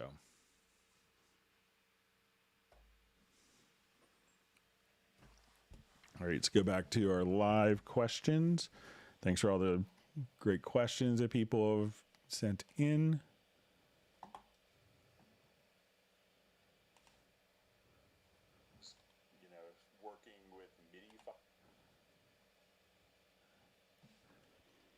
Okay, jump back to our discussion.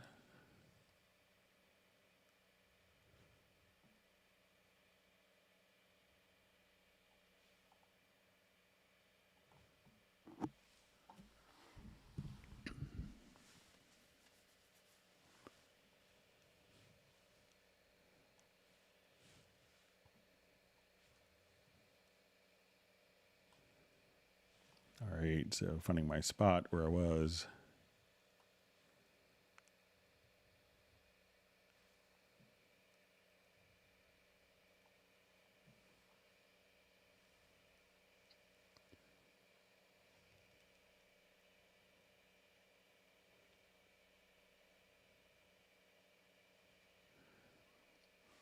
All right, so we just see question, is there an interface that can track 32 audio inputs for band and orchestral recording? So yeah, with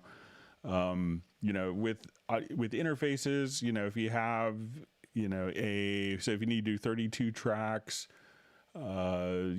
people will often use like a MIDI system is popular, and also Dante, which could be run off of Ethernet. So if you get, and Dante is kind of a modular approach. So what Dante is, it's a protocol developed by a company called Audinate, an Australian company, where they send audio information over in a Ethernet connection, like a network connection. And you could basically take different interfaces or mixers and feed that directly into over the USB connection and like into a laptop. So many digital mixers, I think even if you have like maybe even a Yamaha TF5 mixer will allow you to capture 32 inputs and send it over directly into over USB. And there's also a Dante option available for that. So I think that, the TF5, I believe, will allow you to do 32 tracks of recording as well. So that may be a good option, is, at that price, getting kind of a mixer that has Dante or like a MIDI output is probably the most cost-effective way to capture 32 tracks at once. So, a lot of orchestral recordings sometimes, my favorite ones are always like 2 microphones. So, but.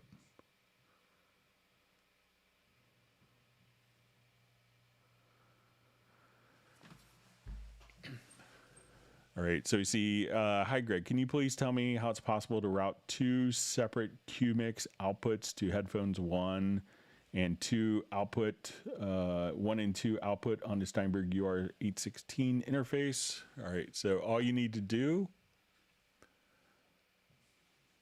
so let's say,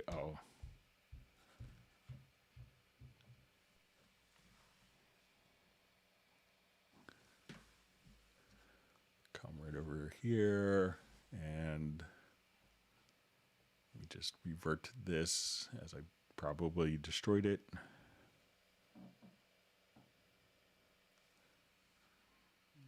All right, so now, all right, so once we have this set up, we would go to the control room, and we can set this up in, go to your audio connections and go to your control room. So I will set up, let's say 2 Q mixes. So I'm going to come over here and let's add a Q. So we'll call this drums,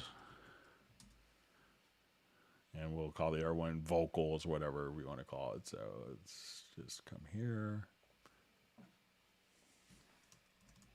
Fox. Okay, so what we need to do is to just set these up so that, these are going out of outputs 3 and 4, outputs 5 and 6.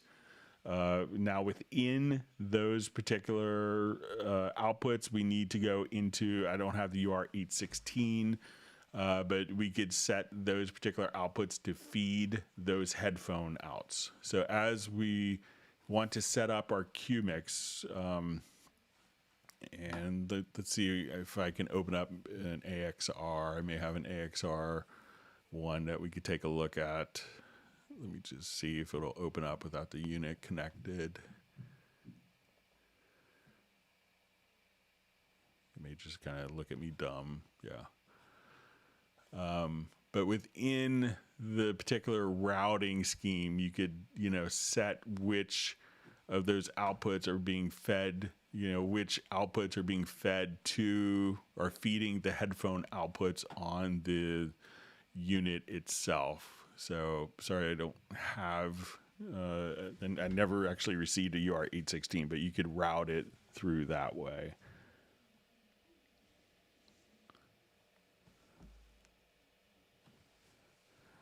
You just see a comment, this should be called Cubase University, except it's free and you get your questions answered. So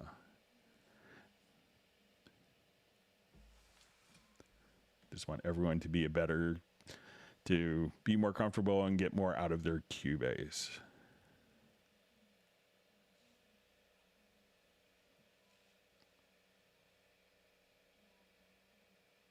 All right, great to see Kerwin Young on the Hangout from Atlanta.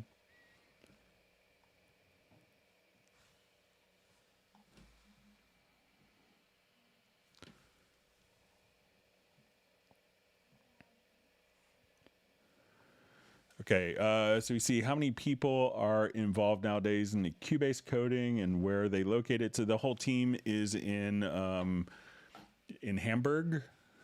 So just to kind of give you an idea, when you kind of look at, these are all the people that are that work really hard to bring you Cubase. So when you go to the About Cubase screen, so it's really nice for him to mention on there. But these are all the people that work pretty tirelessly, especially during COVID, to bring lots of great solutions. So it's a wonderful team of people that do all this work to kind of make my job much easier. So there's lots of people that are involved and make decisions, and it's a huge project, and they do a really amazing job with that. So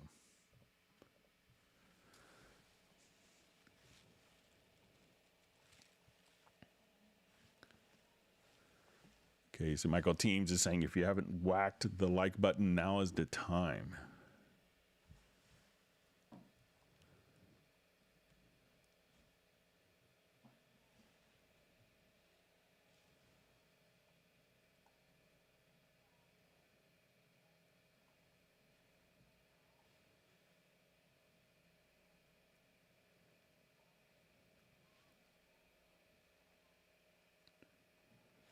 Okay. So to see, Steinberg has probably 60 to 100 employees. So I think the last time I was in Hamburg, it was, they just topped 200 employees in the Hamburg office, I think. So.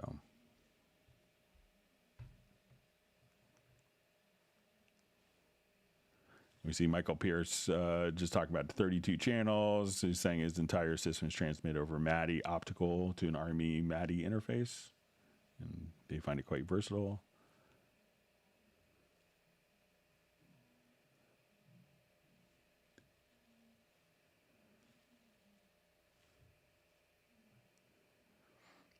Okay, so I think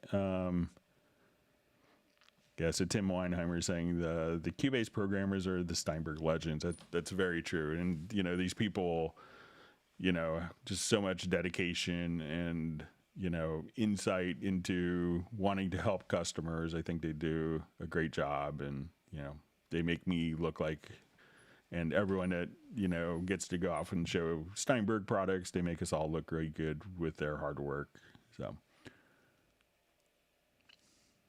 all right, so I think I'm at the end of the questions. It's a Friday before a holiday, so but I saw we have 125 likes. That's wonderful for a Friday session, especially 8 days before Christmas. So I'll see if there's any last minute questions coming in. If not, we could wrap up a little early. And so, but we'll just check it out.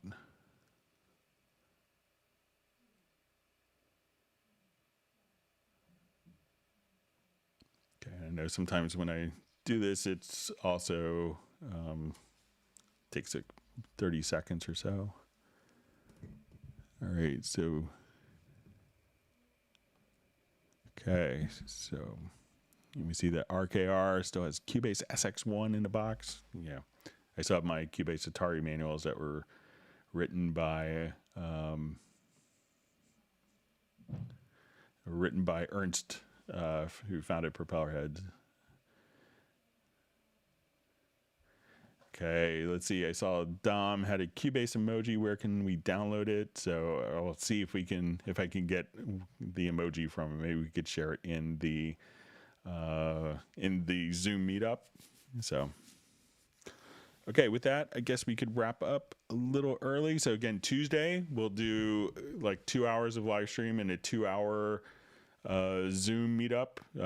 We'll see how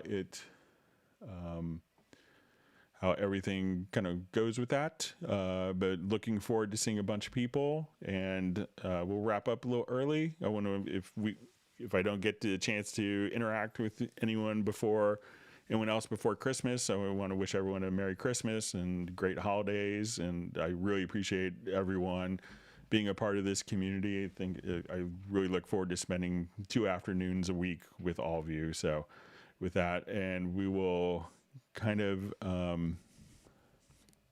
right, so and we will kind of start in early January, and I just see a quick question from Jazz Dude. Says, are you at NAMM, Greg? So NAMM was postponed from January to June, so hopefully we'll be able to be there in June, but the NAMM show was postponed from January to June. So